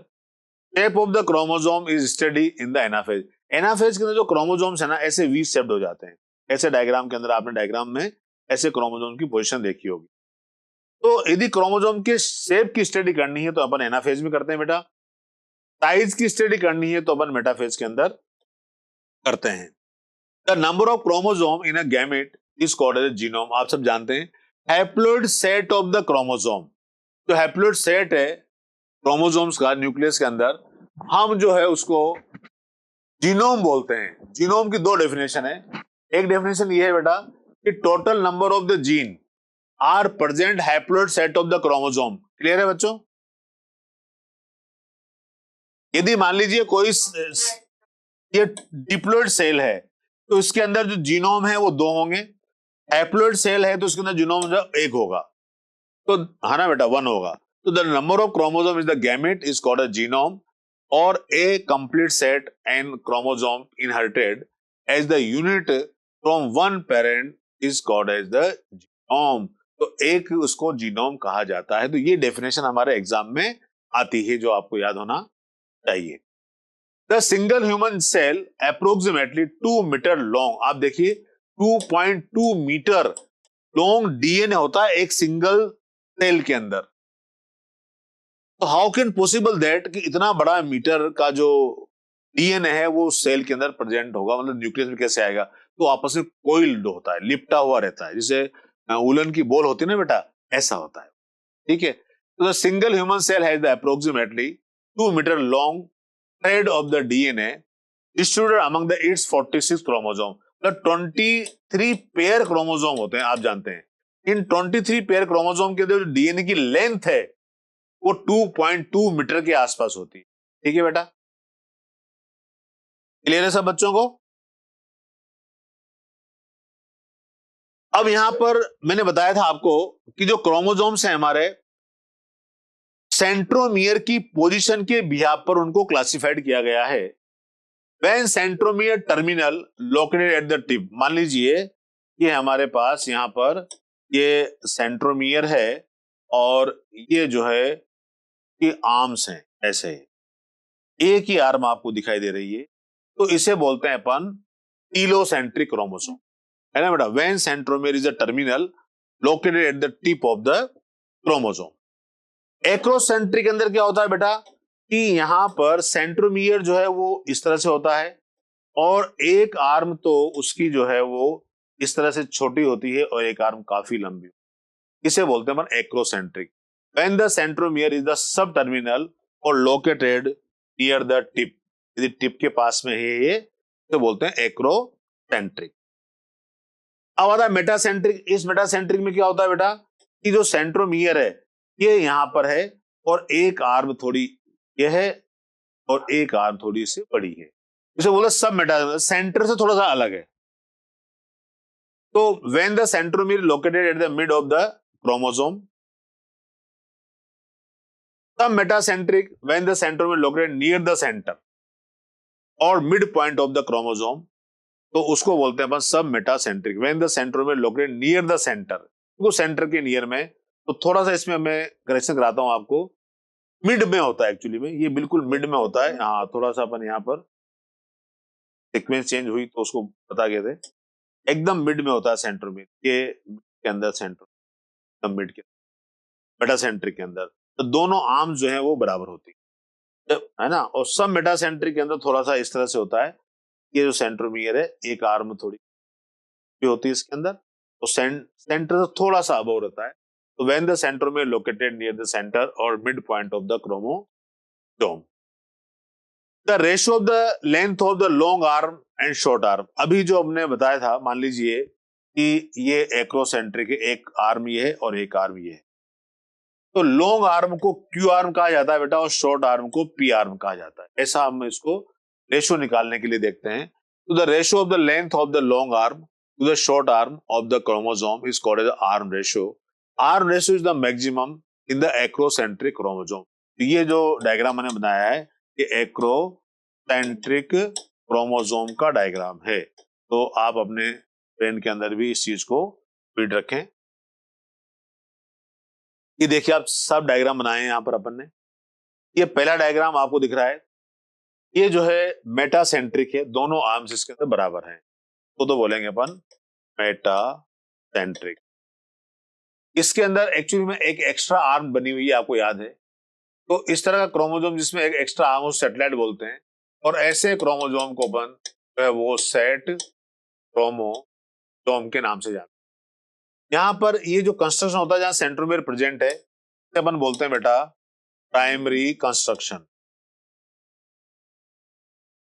और ये यहां सेंट्रोमियर नहीं होता, इसे बोलते हैं सेकेंडरी कंस्ट्रक्शन। ये सब मेटासेंट्रिक है डायग्राम में, ये सब एनसीईआरटी के ही सब मेटा सेंट्रिक है। ये डायग्राम एक्रोसेंट्रिक का है ना। ये डायग्राम थोड़ा सा करेक्शन कराता हूं, उसके अंदर टीलोसेंट्रिक में ये आर्म नहीं होती, यहां आर्म बनी रखी ना, ये आर्म नहीं होती। इसको डायग्राम को अपन बनाएंगे तो इस तरह से बनाएंगे, आर्म होती लाइक दैट। एनसीईआरटी में थोड़ा सा करेक्शन है, क्योंकि टीलोसेंट्रिक के अंदर जो है लॉन्ग आर्म ही होती, शॉर्ट आर्म नहीं होती। ये टीलोसेंट्रिक का डायग्राम क्लियर है बच्चों।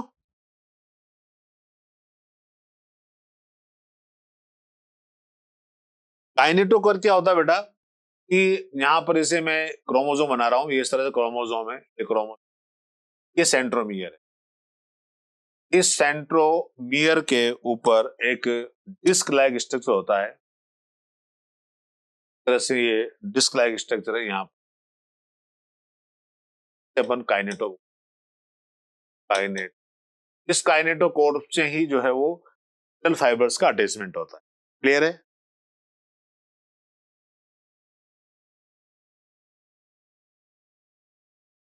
थोड़ा सा अदर इंफॉर्मेशन लेनी है आपको, डेफिनेशन है ये सब कि जो है वो कैरियोटाइप्स क्या होते हैं, एक क्रोमोसोम से रिलेटेड बातें हैं। तो karyotype is the external morphology of the all chromosome of the cell which is specific for the each species of the living organism. Karyotype include the number of chromosome, relative size, position of the centromere, length of the arms, secondary construction and bending pattern. I repeat again that. आप सारे point को brain रखें कि karyotype is the external morphology of the all chromosome, जितने भी chromosomes हैं उनकी external morphology की स्टडी की जाती है। Which is specific for the each species, हर एक स्पीसीज का ये एक स्पेसिफिक कैरियोटाइप होता है। लिविंग ऑर्गेनिज्म के अंदर karyotype include the number 1 number of the chromosome, relative size क्या है उसकी, पोजीशन ऑफ द सेंट्रोमियर क्या है, लेंथ ऑफ द आर्म्स क्या है, सेकेंडरी कंस्ट्रक्शन है या नहीं, और बेंडिंग पैटर्न कैसा है। तो क्रोमोसोमल बेंडिंग पैटर्न के द्वारा ही बेटा हम बहुत सारी डिजीज के बारे में पता लगा लेते हैं। तो इस चीज की इंफॉर्मेशन भी आपको हम यहाँ पर जब हम क्रोमोसोमल बेंडिंग पैटर्न पढ़ेंगे, आपने देखा होगा डीएनए फिंगरप्रिंटिंग में पढ़ते हैं, आपको याद हो तो पढ़ा हुआ ना आपने, तो वहां पर इन सब चीजों के बारे में अपन ज्यादा डिटेल्स के अंदर देखते हैं। तो कैरियोटाइप के लिए टर्मिनोलॉजी बता दी मैंने आपको। Idiogram diagrammatic representation of the karyotype, जो क्रोमोसोम्स होते हैं बेटा उनकी यदि हम डायग्रामेटिक रिप्रेजेंटेशन देखते हैं, in idiogram chromosomes are the arrange in the decreasing order, तो डिक्रीजिंग ऑर्डर में लिखा जाता है of the size. Sex chromosome are placed in the last idiogram is specific for the every species, तो हर एक स्पीसीज का जो सेक्स क्रोमोसोम है इसको लास्ट में रखा जाता है, और इडियोग्राम हर स्पीसीज का अलग अलग होता है। तो हमारे जितने भी ये साइंटिफिक लेबोरेटरीज होती हैं वहां पर इनकी सबकी जो है वो डिटेल्स होती हैं कि कौन से एनिमल के अंदर या प्लांट के अंदर कितने क्रोमोसोम्स हैं, उसका कैरियोटाइप क्या है, उसका इडियोग्राम क्या है। तो फैमिलीज पढ़ते हैं डेप्थ के अंदर, वहां पर सारा बताया जाता है। ये इडियोग्राम और कैरियोटाइप दो टर्मिनोलॉजी है तो आपको पता होना चाहिए, क्योंकि टर्म बीच बीच में कहीं ना कहीं जब जेनेटिक्स पढ़ते हैं तो वहां पर आती है। तो इडियोग्राम के अंदर डायग्रामेटिक रिप्रेजेंटेशन है बेटा ये क्रोमोसोम का, और यहाँ पर जो है वो डिक्रीजिंग ऑर्डर के अंदर, साइज के डिक्रीजिंग ऑर्डर के अंदर क्रोमोसोम्स को रखा जाता है। सेक्स क्रोमोसोम को लास्ट में रखा जाता है और इडियोग्राम जो है वो हर स्पीसीज का अलग अलग होता है। क्रोमेटिड आप जानते हैं, मेटाफेज स्टेज के अंदर जो क्रोमोसोम्स हैं उसके अंदर 2 सिलिंड्रिकल क्रोमेटिड्स होते हैं। इस तरह से आप देखिए बेटा, ये क्रोमेटिड है, ये क्रोमेटिड है, ये क्रोमेटिड है, ये क्रोमेटिड। तो मेटाफेज स्टेज के अंदर each chromosome is considered 2 cylindrical structure is called as the chromatid. Interphase के अंदर आप जानते हैं कि ये जो डीएनए मटेरियल है वो आपस में इंटरलिंक्ड होता है, मतलब आपस में एक उलझे हुए गुच्छे की तरह होता है। तो उसको हम अलग अलग क्रोमोसोम्स को आइडेंटिफाई नहीं कर सकते, इस तरह से होता है। ये क्रोमेटिन है, ये क्रोमेटिड है। Both the sister chromatid are joint to the common centromere. आप जानते हैं सेंट्रोमियर कॉमन में होता है, ये सेंट्रोमियर है, इसके जो क्रोमेटिड है वो अटैच। अ क्रोमोसोम में have single chromatid in anaphase. Anaphase के अंदर क्या होता है बेटा, ये इस तरह से जब क्रोमोसोम मूव करते हैं इस तरह से, तो इसमें एक ही क्रोमेटिड होता है, ये एक क्रोमेटिड। तो अ क्रोमोसोम में हैव सिंगल क्रोमेटिड एनाफेज और टेलोफेज के अंदर, 2 क्रोमेटिड इन द प्रोफेज और मेटाफेज के अंदर 2 क्रोमेटिड्स होते हैं। तो ये सारी बातें आपको जब हम सेल डिवीजन पढ़ाएंगे इसके बाद में तो सारी मेमोरी में फीड होगी। Each chromatid consist of the single long thread DNA. ये ध्यान रखें अपन कि 1C equals to 1 DNA. Clear है क्या बच्चों? सी का मतलब यहां क्रोमेटिड है, सी का मतलब क्या है? क्रोमेटिड। तो एक जो क्रोमेटिड है उसका मतलब है एक डीएनए इसके अंदर प्रेजेंट है, associated with the histone protein. आप जानते हैं नॉन हिस्टोन प्रोटीन्स भी होता है, आरएनए भी प्रेजेंट होता है। यदि आपसे पूछा जाए कि क्रोमोसोम का कंपोजिशन क्या है, तो each chromatid is consist of the single long thread of DNA associated with the histone protein, non histone protein and RNA is also present. Clear है बच्चों? सेंट्रोमियर बताई दिया मैंने आपको। ईच क्रोमोसोम प्रोफेज और मेटाफेज के अंदर कंसिस्ट ऑफ 2 क्रोमेटिड। तो सेंट्रोमियर ये पॉइंट है जहां से कि क्रोमेटिड अटैच रहते हैं। Both the chromatid of the chromosome are joined, connected by the structure is called as a centromere। अभी बताया। A centromere to protein disc structure। ये जो सेंट्रोमियर है जहां से कि ये क्रोमेटिड निकल रहे हैं, इसके जो चारों ओर है यहाँ पर के ऊपर एक डिस्क लाइक स्ट्रक्चर होता है बेटा, इसे काइनेटोकोर कहते हैं। अभी बताया था मैंने आपको। A centromere to protein disc are present which are called as the kinetochore। Clear है बच्चों? Very good. ये देखिए आप क्रोमोसोम का डायग्राम, ये क्रोमोसोम विद द काइनेटोकोर, ये काइनेटोकोर है या डिस्क लाइक स्ट्रक्चर दिख रहा है। ये एनसीईआरटी का डायग्राम है एक्चुअली में, इसलिए आपको इस तरह का दिखाई दे रहा है ये। और kinetochore constitute the actual site of the attachment of the spindle fibre. जो काइनेटोकोर्स होते हैं वहीं पर स्पिंडल फाइबर अटैच होते हैं to chromosome during cell division. जब सेल डिवीजन होगा तो वहां पर ये अटैच रहे। At the region of the centromere the chromosome is comparatively narrower than remaining part of chromosome, thus term is the primary construction.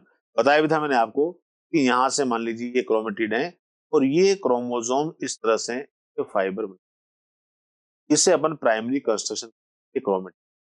जहां पर सेंट्रोमियर प्रेजेंट है और ये डिस्क है, तो वाले पार्ट को प्राइमरी कंस्ट्रक्शन। तो at the region of the centromere the chromosome comparatively narrower the remaining part of chromosome, thus the term the primary construction.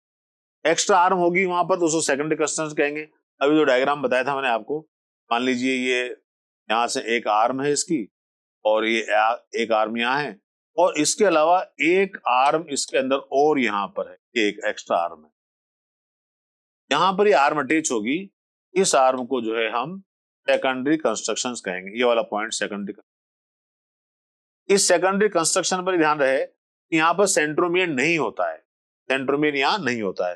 तो beside the primary construction other construction में also occur in the some chromosomes which are known as the secondary construction. इसको secondary construction बोला जाता है। These constructions are non-standing। ये non standing part है बेटा और ये एक कांस्टेंट लोकेशन पर प्रेजेंट होता है। अब ये आपको याद रखना है कि secondary construction is also known as NOR, मतलब न्यूक्लियर ऑर्गेनाइजर रीजन है ये। Chromosome number 13, 14, 15, 21, 22। ये नीट का क्वेश्चन है इसलिए इंपॉर्टेंट है। ह्यूमन बीइंग के अंदर इन क्रोमोसोम्स पर जो है वो सेकेंडरी कंस्ट्रक्शन प्रेजेंट होता है। क्लियर है बच्चों? ये याद करने वाली बात है, इंफॉर्मेशन बेस्ड है, इसलिए आपको याद करना पड़ेगा, रटना पड़ेगा, नंबर याद करने पड़ेंगे। 13, 14, 15 याद हो जाएगा, 21, 22 5 ही क्रोमोसोम्स हैं जिन पर सेकेंडरी कंस्ट्रक्शन प्रेजेंट है। ये देखिए आप diagram, systematic diagram, double chromatid chromosome है ये टीलोमियर्स है यहाँ पर, और ये सेकेंडरी कंस्ट्रक्शन यहाँ पर प्रेजेंट है, ये सेटेलाइट एक्स्ट्रा आर्म प्रेजेंट है, ये काइनेटोकोर, यहाँ पर काइनेटोकोर दिया हुआ है, ये इस तरह से ये काइनेटोकोर है, और ये टीलोमियर्स हैं, आप जानते हैं। प्राइमरी कंस्ट्रक्शन कहेंगे जहां पर कि ये अंदर जो इसमें सेंट्रोमियर प्रेजेंट होगा, और ये सेकेंडरी जो कंस्ट्रक्शन है यहाँ पर सेंट्रोमियर नहीं होता है। तो ये जो डायग्राम है ये सेट क्रोमोसोम कहलाता है। ठीक है बच्चों? ऐसे लगोगे जैसे अभी 18 साल के बच्चे हैं, ऐसे जब आप 60 साल के हो जाओगे तब भी धमाधम 18 साल के लगोगे, तो क्या मस्त, पता नहीं लगेगा यार, बड़े हो गए, जैसे थे वैसे ही हैं, नहीं? तो सर नीट कोचिंग के लिए कोटा के अलावा सर और बेस्ट सिटी कौन सा है? संगीता कुमारी पुरोहित ये बोल रही है। संगीता कहां से हो बेटा? आवाज आ रही संगीता को? अच्छा, क्या आपकी मम्मी की आईडी होगी फिर, सिस्टर की है? कहां से? जालोर राजस्थान में ही है? हाँ बिल्कुल है ना। तो आप अभी यदि जालोर में ही हैं तो चाहो तो अपन ऑनलाइन पढ़ ही रहे हैं बेटा, और आपको कोई दिक्कत नहीं आएगी इसमें भी। आप चाहो तो यदि सिंसियर हो तो घर पर बैठ करके आप आराम से बढ़िया स्टडी करिए, हम आपके साथ हैं, और आपको लर्न एंड प्रेप के प्लेटफॉर्म से ही आपका सिलेक्शन हो जाएगा। बाकी तो देखो ऐसा है, मैंने बताया था आपको 80% से 90% सिलेक्शन आपकी स्टडी के ऊपर डिपेंड करता है, और 10 से 20% जो है वो इंस्टीट्यूट के पार्ट पे डिपेंड करता है आपकी सिंसियरिटी कितनी। बाकी तो जयपुर है, सीकर है, कोटा है, तो इन 3 जो राजस्थान के अंदर ये सिटी है, यहाँ पर जो कोचिंग हब है ये डेवलप हुआ है। कोटा तो नंबर 1 है ही सही, लेकिन जयपुर में भी, सीकर में भी, यहाँ पर भी डेवलप हुआ है। तुमने क्वेश्चन पूछा था उसका मैंने आंसर आपको दिया है। क्लियर है? Okay okay. अब हम बात करते हैं यहाँ पर special type of the chromosome. Actually में 2020 में और 21 के अंदर ये क्वेश्चन आया था पोलिटिन क्रोमोसोम का। हालांकि चैप्टर हमारा वहीं कंप्लीट हो गया जहां पर क्रोमोसोम का स्ट्रक्चर कंप्लीट हुआ था, लेकिन क्योंकि एक क्वेश्चन की लड़ाई है, बहुत तगड़ी है, हम एक एक क्वेश्चन के लिए झगड़ा कर रहे हैं, इसलिए हम कोई भी कोना खाली नहीं छोड़ना चाहते। इसलिए हमने आपको ये जो जाइंट क्रोमोसोम्स हैं वो 2 तरह के क्रोमोसोम्स होते हैं। एक तो होते हैं बेटा स्लाइवरी ग्लैंड क्रोमोसोम, ये स्पेशल टाइप के क्रोमोसोम्स हैं, इसलिए यहाँ पर हमने कुछ स्लाइड्स इसकी बनाई है ताकि आपको ऐसा ना लगे कि सर हमने तो कभी इसके बारे में पढ़ा ही नहीं। क्या अब से पहले आपने लैंप ब्रश क्रोमोसोम और पोलिटिन क्रोमोसोम के बारे में पढ़ा था? नहीं ना? हाँ हाँ, नाम सुना था ना। तो इसीलिए मैं आपका कोई भी कोना खाली नहीं छोड़ना चाहता, क्योंकि हम, आप जानते हो नॉलेज जो है ना कभी भी हमें नुकसान नहीं पहुंचाती, क्योंकि उससे रिलेटेड क्वेश्चन आ गया तो आप ब्रेन में रहेगा हाँ सर ने ये बात बताई थी, यार इसका आंसर यहां से निकल सकता है। तो बेटा एक स्लाइवरी ग्लैंड क्रोमोसोम है, आप जानते हैं स्लाइवरी ग्लैंड जो है वो हमारे बक्कल केविटी के अंदर होती है, लेकिन ये जो क्रोमोसोम्स हैं ये एक इंसेक्ट का लार्वा है, उसके अंदर इसकी डिस्कवरी हुई थी। This type of the chromosome discovered by the E G Balbiani. तो क्वेश्चन जो था ना बेटा, यदि आप प्रीवियस ईयर क्वेश्चन करोगे तो वहां पर ये क्वेश्चन मिलेगा बालबिएनी रिंग का फंक्शन क्या है। अब जब नाम ही नहीं सुना तो आंसर कैसे निकालेंगे, ये प्रॉब्लम हुई थी बच्चों के साथ। तो साइंटिस्ट का नाम है बालबिएनी, और इन्होंने एक क्रोमोसोम की डिस्कवरी की थी। ये इंसेक्ट का लार्वा है, कायरोनोमस लार्वा ऑफ द इंसेक्ट।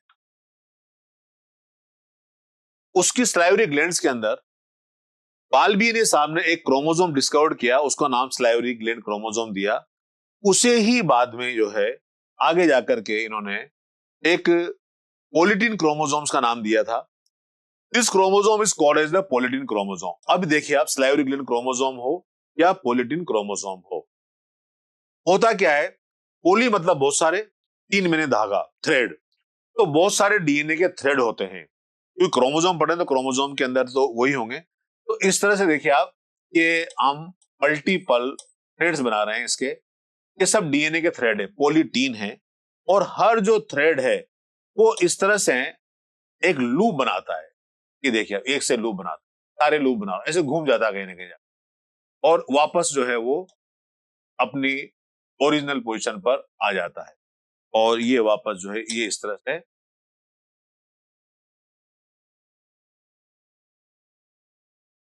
तो ये सारे के सारे जो है वो पोलीटीन है। और यहां पर आप देखिए बीच में ये एक इस तरह से रिंग बन जाती है। तो ये क्वेश्चन यहां से पुट हुआ था, ये जो रिंग बनी है यहां पर बहुत सारे जो है ये आपस में धागे लिपट गए हैं, और इसे ही अपन ने साइंटिस्ट के नाम की बिहा पर बाल बियनी रिंग कहा है। क्या कहा बेटा? तो बाल बियनी रिंग क्या है? पोलिटिक क्रोमोसोम्स के अंदर होती है, एक पफ लाइक स्ट्रक्चर बन जाता है, इसलिए इसको पफ भी कहा जाता है। और इसका फंक्शन है बेटा आरएनए एंड प्रोटीन। ये क्वेश्चन आया था, Balbiani ring concern in which function. एक ऑप्शन था कि आरएनए एंड प्रोटीन सिंथेसिस, क्योंकि ये सारे के सारे जो है डीएनए थ्रेड्स हैं। तो this chromosome is called as the polyethylene chromosome because number of chromatids are very high. Solan area present the some places in the polyethylene chromosome. ये सोलन एरिया है यहाँ पर, which are called as the ball beanie ring और puff. Clear है बच्चों? बिल्कुल brain में feed भर गया आपके। These puff help in the synthesis of the RNA and protein. ये नीट का क्वेश्चन था, इसीलिए ये टॉपिक हमने आपको वापस इसमें डाला है, क्योंकि यहाँ पर यदि ये क्वेश्चन आ जाए, और बहुत इजी क्वेश्चन है, कोई दिमाग ही लगाना इसके अंदर, बस ये कि एक बार पढ़ा हुआ होना चाहिए, एक बार हमको उसके बारे में हमको पता होना चाहिए। Primary gland chromosome concern with the metamorphosis and moulting process of the insect larva. Metamorphosis का मतलब जानते हो, लार्वा से जब एडल्ट इंसेक्ट बनता है उसे मेटामॉर्फोसिस कहा जाता है। मोल्टिंग का मतलब भी वही है, जैसे आपने कॉकरोच का डेवलपमेंट होता है, आपने कॉकरोच पढ़ा होगा, एग्जाम दिया होगा, तो 13 मोल्टिंग होते हैं, ऐसा पढ़ा है आपने, है ना बेटा? मतलब अपना जो मॉर्फोलॉजी है वो चेंज होती है, तब जाकर के वो एडल्ट कॉकरोच बनता है। तो उसमें ये हेल्प करता है। ये इसका डायग्राम है यहाँ पर, जो वो तो मैंने जनरल डायग्राम बनाया था आपके सामने। ये बहुत सारी रिंग्स दिखाई दे रही हैं आपको, तो बैंड भी होते हैं, डार्क बैंड और इंटर बैंड। देन ये क्रोमोसोमल पफ है, जो बाल्बिनी रिंग मैंने बताया था आपको, इस तरह से फुला हुआ होता है। ये एमआरएनए, ये जो है क्रोमोनिमेटा। तो polytene chromosome of an insect showing band and interband and a puff और बाल्बिनी रिंग। इस तरह का स्ट्रक्चर काफी जो रेफरेंस बुक्स वगैरह हैं वहां पर आपको मिलेगा। अब दूसरा था लैंप ब्रश क्रोमोसोम। ये सेकंड अलग टाइप का क्रोमोसोम्स है। ये इस तरह से है, मान लो ये हमारे पास एक डीएनए थ्रेड है, इस डीएनए थ्रेड्स के अंदर जैसे ब्रश लाइक स्ट्रक्चर बन जाते हैं, लाइक दैट, ये लैंप ब्रश क्रोमोसोम बोलते हैं। लैंप ब्रश क्रोमोसोम की डिस्कवरी फ्लेमिंग एंड रूकार्ट ने किया था, साइंटिस्ट का नाम है। कहां पर किया था ये? ऊ साइट ऑफ द वर्टिब्रेट, जो एम्फीबिया है, एम्फीबिया के ऊ साइट के अंदर इसकी डिस्कवरी की गई। थ्योरेटिकल क्वेश्चन है ये। कौन सी स्टेज में देखा था इसको? डिप्लोटिन स्टेज में। ये बहुत पहले एक बार एम्स में आया हुआ क्वेश्चन है, जब एम्स का एग्जाम अलग हुआ करता था तब की अपन बात कर रहे हैं, तो वहां पर ये क्वेश्चन आया था। तो discovered by the Flemming and Rückert from the oocyte of the vertebrates amphibia to the diplotene stage of the cell division, these chromosomes look like lamp brush is called as the lamp brush chromosome। यहां से तीन question बनते हैं। पहला question बनता है, who discovered the lamp brush chromosome? Fleming and Ruckert। lamp brush chromosome are discovered in which animal? Whose side of the vertebrate या amphibia? In which stage the lampbrush chromosomes are discovered, diplotene stage of the cell division. आप जानते हैं cell division के अंदर जो meiosis first होता है, जो प्रोफेज फर्स्ट होती है, उसकी 5 सब फेजेज होती है। क्लियर है क्या? पहली पहली फेज का नाम क्या है? लेप्टोटीन। दूसरी फेज जाइगोटीन। तीसरी फेज पेकाइटीन। चौथी फेज डिप्लोटीन। पांचवी फेज डाइकाइन। तो ये 5 फेजेस के नाम भी एग्जाम में पूछ लेते हैं, राइट सीक्वेंस ऑफ द। तो सब याद रखें भाई, LZP है ना, लता दीदी तुम्हारी है, और ये लास्ट में दीदी आती है, ठीक है। तो leptotene, zygotene, pachytene, diplotene, diakinesis, all are the सब phases of the prophase first of the meiosis first. Axis of the lampbrush chromosome is consist of the DNA होता है इसके अंदर, while the matrix is consist of the RNA and protein. Lampbrush chromosome concern with the vitellogenesis. आप जानते हैं वाइटोजेनेसिस का मतलब क्या होता है? अरे लिखा हुआ योग फॉर्मेशन ब्रैकेट में, तो ध्यान नहीं दे रहा बच्चा। What do you mean the vitellogenesis? योग जानते हो क्या होता है? क्या होता है? क्या हो?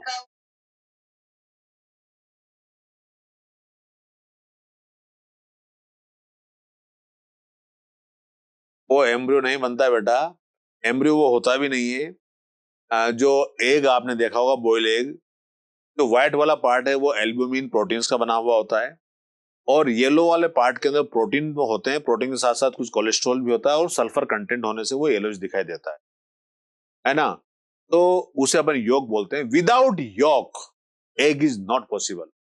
बिना योग के एग का फॉर्मेशन पॉसिबल नहीं होता है, चाहे बहुत कम क्वांटिटी के अंदर हो, लेकिन वो होता है। इसीलिए ह्यूमन बींग्स के अंदर जो फीमेल के अंदर एग रिलीज होता है, जब आपको ह्यूमन रिप्रोडक्शन पढ़ाएंगे तब वहां बताएंगे, तो उसमें जो है बेटा माइक्रोलिस्टल, मतलब माइक्रो, बहुत कम क्वांटिटी के अंदर जो है योग की क्वांटिटी होती है। क्लियर है बच्चों? अच्छा ये बताओ, योग, एक क्वेश्चन आता है, मान लो मैं ऐसे गूगली फेंकता हूं, आप आंसर देना। योग फॉर्मेशन और vitellogenesis take place in which were organ of the body? Brain, heart, kidney, liver?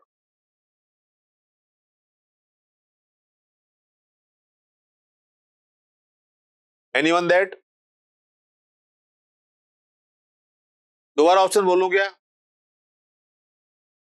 Option change करता हूं। Vitellogenesis process take place in which part of the body? कौन से पार्ट में होता है? Ovary, itself ovum, liver, kidney? अरे अभी समझ में नहीं आया तुम्हारे? अरे बच्चों, वाइटोजेनेसिस प्रोसेस जो है वो लीवर के अंदर होती है। कहां होती है? हाँ, और क्योंकि लीवर हमारी बायोकेमिकल फैक्ट्री है बॉडी की, और वहां से ब्लड के द्वारा ये फीमेल में ओवरी तक पहुंचता है और ओवम के अंदर एंटर कर जाता है। तो vitellogenesis take place into the liver. तो लैम्ब्रस क्रोमोसोम जो है कंसर्न विद द वाइटोजेनेसिस या एग फॉर्मेशन से रिलेटेड है। ये डायग्राम बेटा, डायग्रामेटिक रिप्रेजेंटेशन देखिए आप, ये क्रोमोसोमल एक्सिस है, ये मैट्रिक्स है, ये क्रोमोसोमल फाइबर्स हैं, ये लैम्ब्रस क्रोमोसोम्स हैं। तो इस तरह से ये लूप बना हुआ है, जो क्लियर कट आपको डायग्राम दिखाई दे रहा है, वो बहुत सारे एक लूप बाहर निकाला है अपन ने, वहां बहुत सारे लूप्स हैं आपस में, तुम है उसको। तो इस तरह से हमारा जो चैप्टर है साइटोलॉजी वो कंप्लीट होता है। हमारा सेल के अंदर जो सेल स्ट्रक्चर है, यूनिट ऑफ द लाइफ, ये चैप्टर बेटा कंप्लीट हो चुका है। आपको यहां से एक इंफॉर्मेशन मैं दे सकता हूं कि ये जो लाइव क्लासेज हैं ये आपके सामने सारी कुछ यहाँ के जो सीनियर फैकल्टीज अपने कोटा से, राजस्थान से इधर दे रही हैं। अब आपको कुछ मॉड्यूल्स की रिक्वायरमेंट भी होगी। हो सकता है कुछ बच्चों के पास मॉड्यूल हो, या कुछ बच्चों के पास नहीं हो, तो आपको मॉड्यूल कैसे मिलेंगे लर्न एंड प्रेप के, ये आप अपना जो टोल फ्री नंबर मैंने आपको एक बार लिखाया था, तो उस नंबर पर आप एक बार कॉन्टेक्ट कर लेना, वो आपको बता देंगे। और क्वेश्चन प्रैक्टिस करना बहुत जरूरी है, प्रीवियस ईयर के क्वेश्चंस करना बहुत जरूरी है। ये 3-4 चीजें हैं जिनके बारे में मैंने आपको बताया है। अब हम आज एक इंट्रोडक्शन ले लेते हैं बेटा, सेल साइकिल। क्लियर है जी? यस यस बोलिए। अब हमने आपको बताया था इस चैप्टर का टेस्ट, जो हमने अभी आपका जो टेस्ट का शेड्यूल बनाया है, ये 3rd Sunday off the month. Clear है क्या? आपको ऐप पर सब दिखाई देगा। तो अभी आपके जो टेस्ट होंगे, क्योंकि अभी सिलेबस हमारा कम हुआ है आपको पता है, और एक चैप्टर में से 90 क्वेश्चन, अब जो क्वेश्चंस आएंगे आपके उसका पैटर्न वही होगा जो नीट में होता है। मतलब 45 क्वेश्चन फिजिक्स के होंगे, 45 क्वेश्चन केमिस्ट्री के होंगे, 90 क्वेश्चन जो है वो बायोलॉजी के होंगे। तो आपका जो अभी टेस्ट हो रहे हैं, मंथली टेस्ट बोलते हैं अपन इनको, उसके बाद हम टेस्ट की क्वांटिटी को बढ़ाएंगे, क्योंकि अभी हमारे पास जो टाइम है वो थोड़ा सा जो है वो कम पड़ता है 90 क्वेश्चन बनाने के लिए।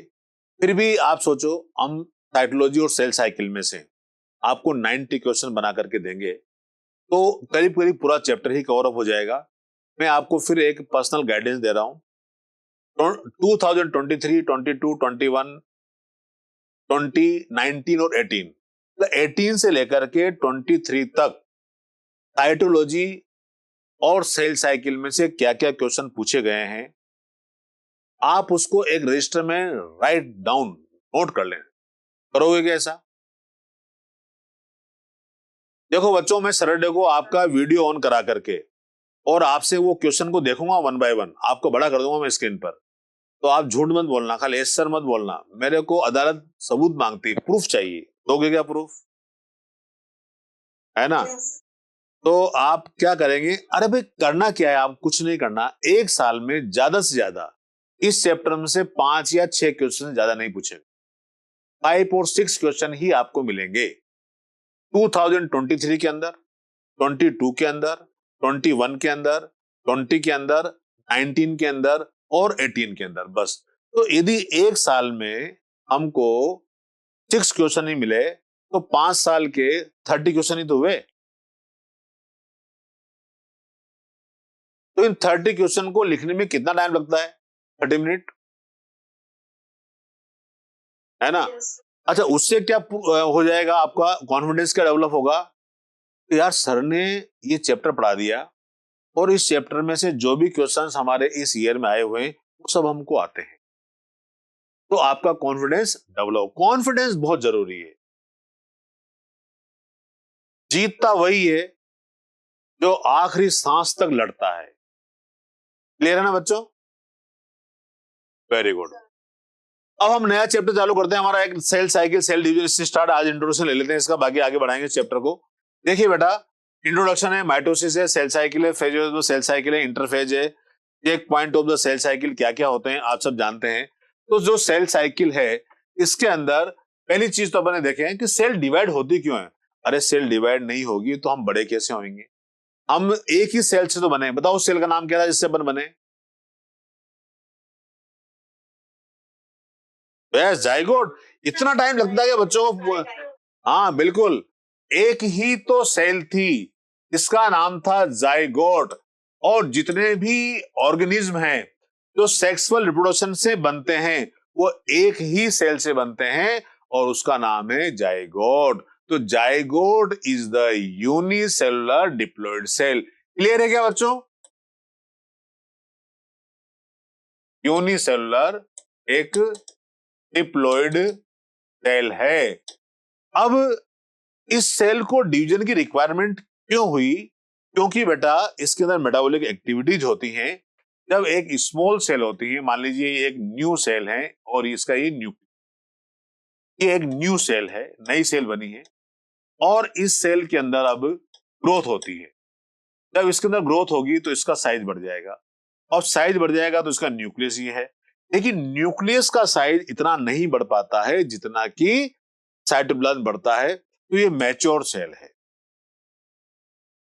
तो देखिए बेटा, अब ये सेल का जो न्यूक्लियस है ये दो पार्ट में डिवाइड होता है, ये एक न्यूक्लियस है, ये एक न्यूक्लियस है, और वापस ये दो नई सेल बन जाती है, एंड सो ऑन दैट, ये चलता रहता है। हमारी बॉडी के अंदर billions of the cells are damage every day and new cells are formed the every day. आप जानते हैं ब्लड जो सेल्स होती है हमारी बेटा, उसका जो आरबीसी है उसका लाइफ स्पैन 120 डेज होता है, तो हर 120 दिन में वो नई सेल बनती है।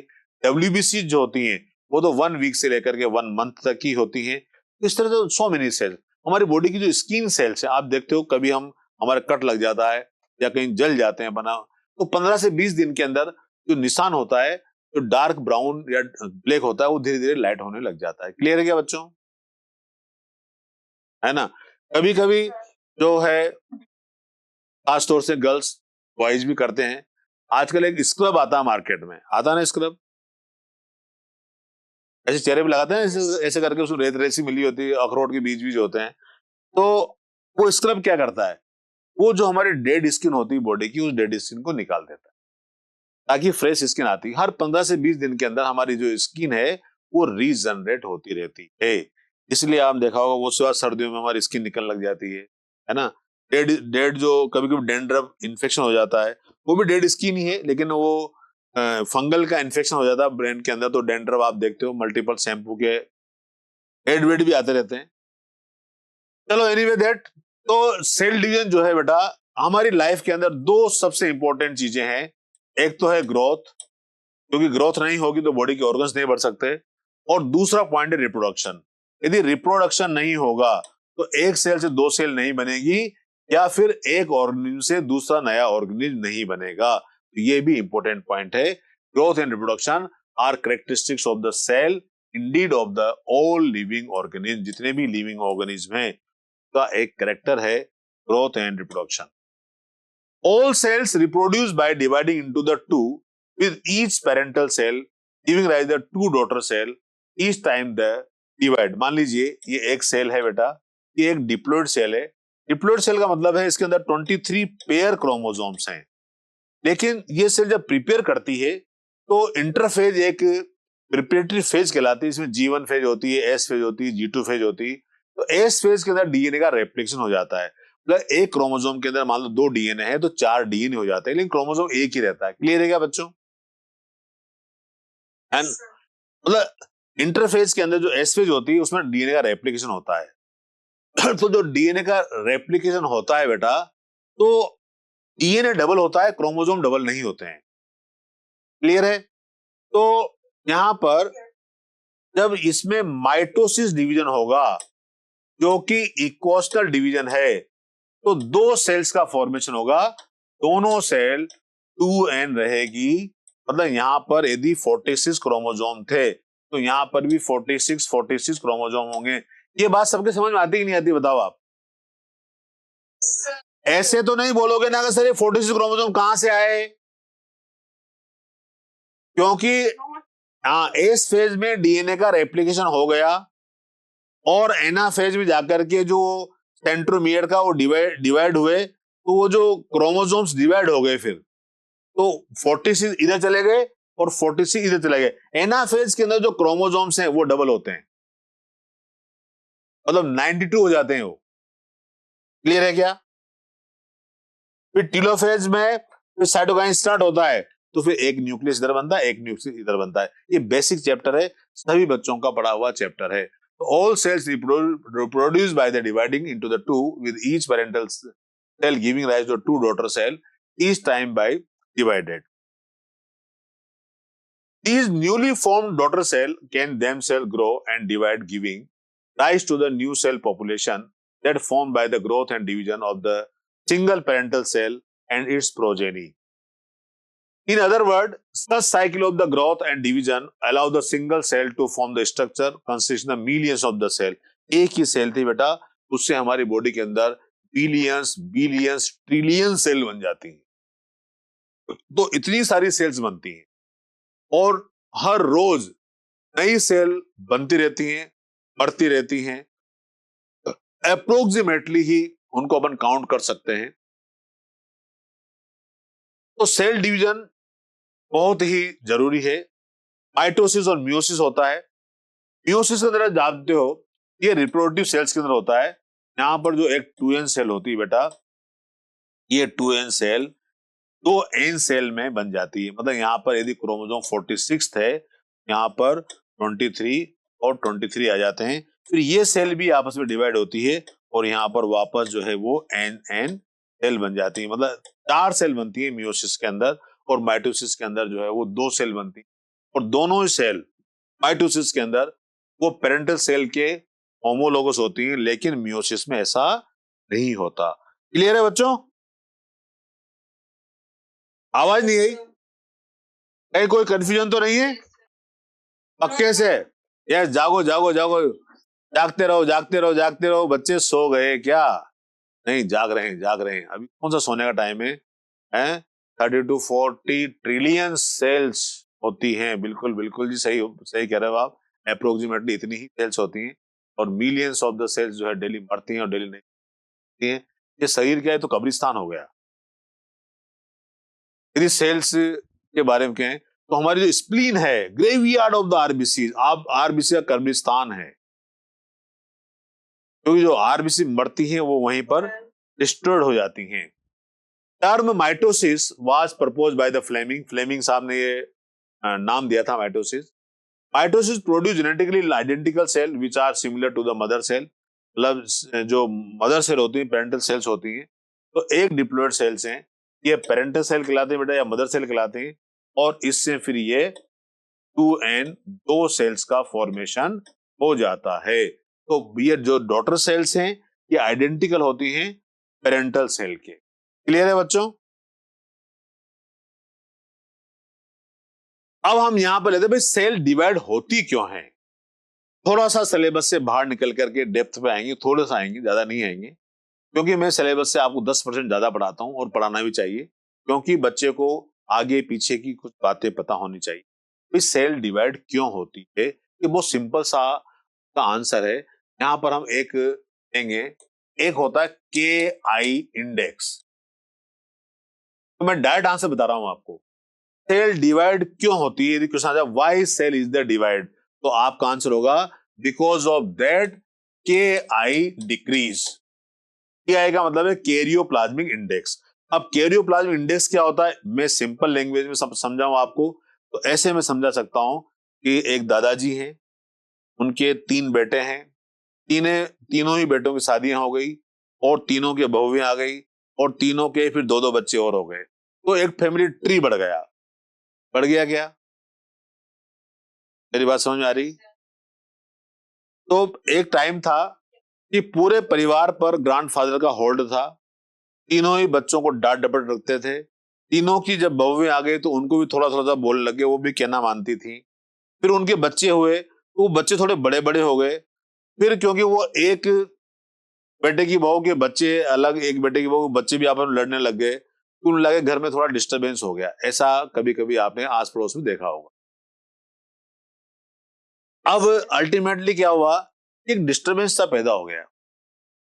जो ग्रैंडफादर ने एक मकान बनाया था, उसमें मान लो 6 कमरे थे, या 7 थे या 4 थे, जो भी उनकी हैसियत थी उसके अकॉर्डिंग थे। तो लास्ट में फिर जब वो एज वहां बढ़ जाती है, तो वो कहते हैं भाई चलो ठीक है जी, या तो तुम थोड़ा पैसा लेकर के और अलग हो जाओ, या इस मकान के अंदर 2-2 कमरे सब ले लो, बात खत्म।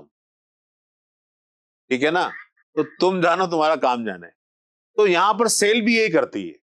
सेल क्या करती है कि जब नई सेल का फॉर्मेशन हुआ है, ये एक नई सेल बनी है, और इसके अंदर एक न्यूक्लियस है, और ये न्यूक्लियस इस सेल के अंदर होने वाली सारी वाइटल एक्टिविटीज को, मेटाबॉलिक एक्टिविटीज को, लिविंग एक्टिविटीज को कंट्रोल करता है। Ultimately every mechanism is control under the gene control. सब कुछ जीन ही कंट्रोल करते हैं, और जीन इस न्यूक्लियस के अंदर होते हैं। जब इस सेल की ग्रोथ होती है और इस सेल का साइज बढ़ जाता है और इसके अंदर मेटाबॉलिक एक्टिविटी बढ़ जाती है, लेकिन जो न्यूक्लियस है उस न्यूक्लियस की साइज उस कंपैरिजन में नहीं बढ़ पाती, तो ये जो न्यूक्लियस के अंदर जो जीन प्रेजेंट है वो जीन इतना कंट्रोल नहीं कर पाते इस सेल के अंदर, तो न्यूक्लियस ये डिवाइड हो जाता है और ये दो न्यूक्लियस बन गए, ये दो न्यूक्लियस और ये दो सेल बन जाए। क्लियर है बच्चों?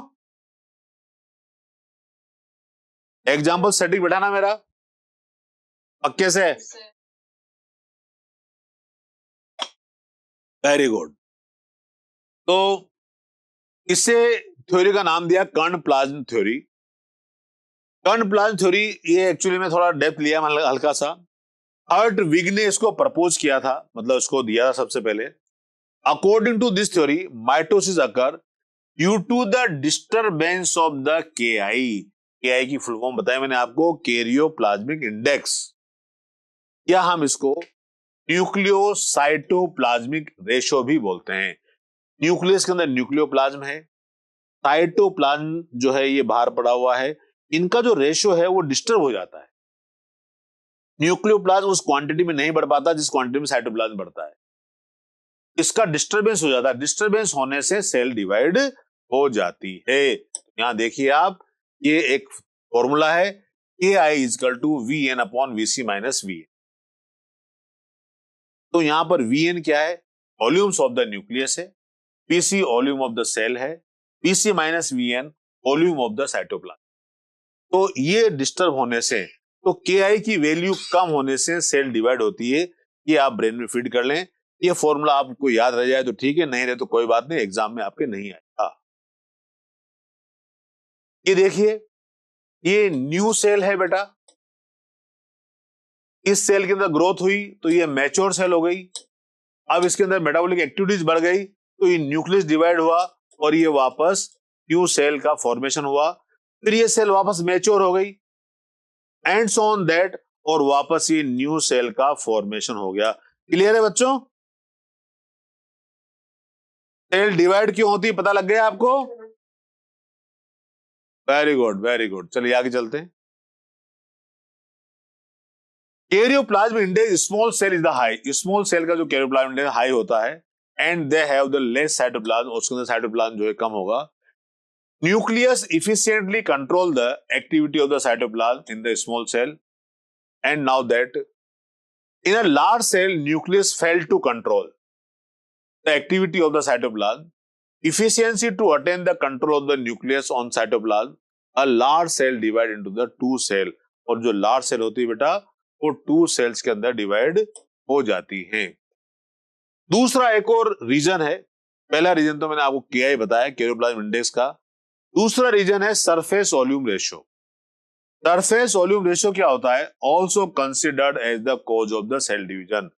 तो सरफेस वॉल्यूम रेशियो को भी यहां पर सेल डिवीजन के लिए कंसिडर किया जाता है। व्हेन अ सेल ग्रो, जब सेल की ग्रोथ होती है साइज के अंदर, तो कंपेरिजन में its volume is the increase, तो उसका वॉल्यूम भी इंक्रीज होता है मोर देन इट्स सरफेस, लेकिन उसके सरफेस से ज्यादा। आई रिपीट अगेन दैट, ये फिजिक्स की टर्म है।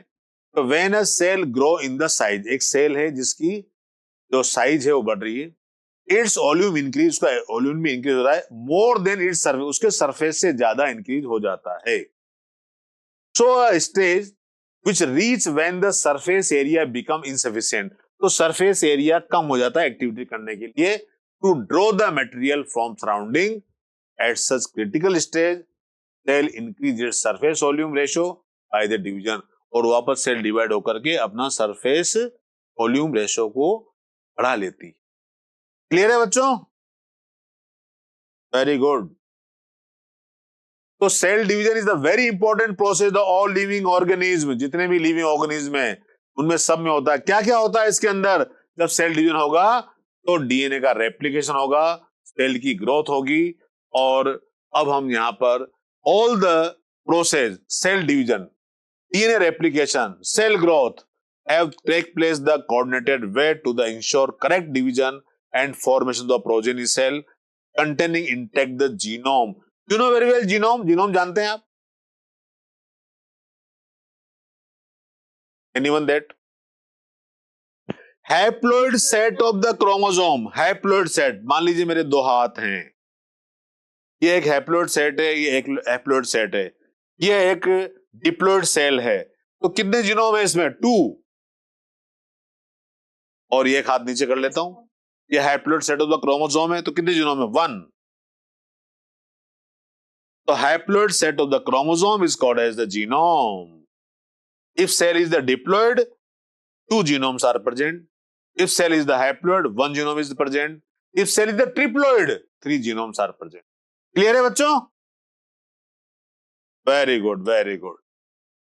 The sequence of the event by which the cell duplicates its genome, synthesis the other constituents of the cell, eventually divide into the 2 daughter cell, इस term है the cell cycle. और cell cycle के अंदर क्या क्या होता है? Cell की ग्रोथ होती है, साइटोप्लाज्म इंक्रीज होता है, कंटिन्यूअस प्रोसेस है बेटा ये, फिर डीएनए का सिंथेसिस होता है, और only during the one species stage in the cell cycle. तो डीएनए का रेप्लिकेशन अभी आगे बताएंगे आपको. रेप्लिकेटेड क्रोमोसोम डीएनए बना, are then distributed to daughter nuclei by the complex series of the event during the cell division. These events are themselves under the genetic control. ये सारी की सारी रिएक्शन जेनेटिक कंट्रोल के अंदर होती है.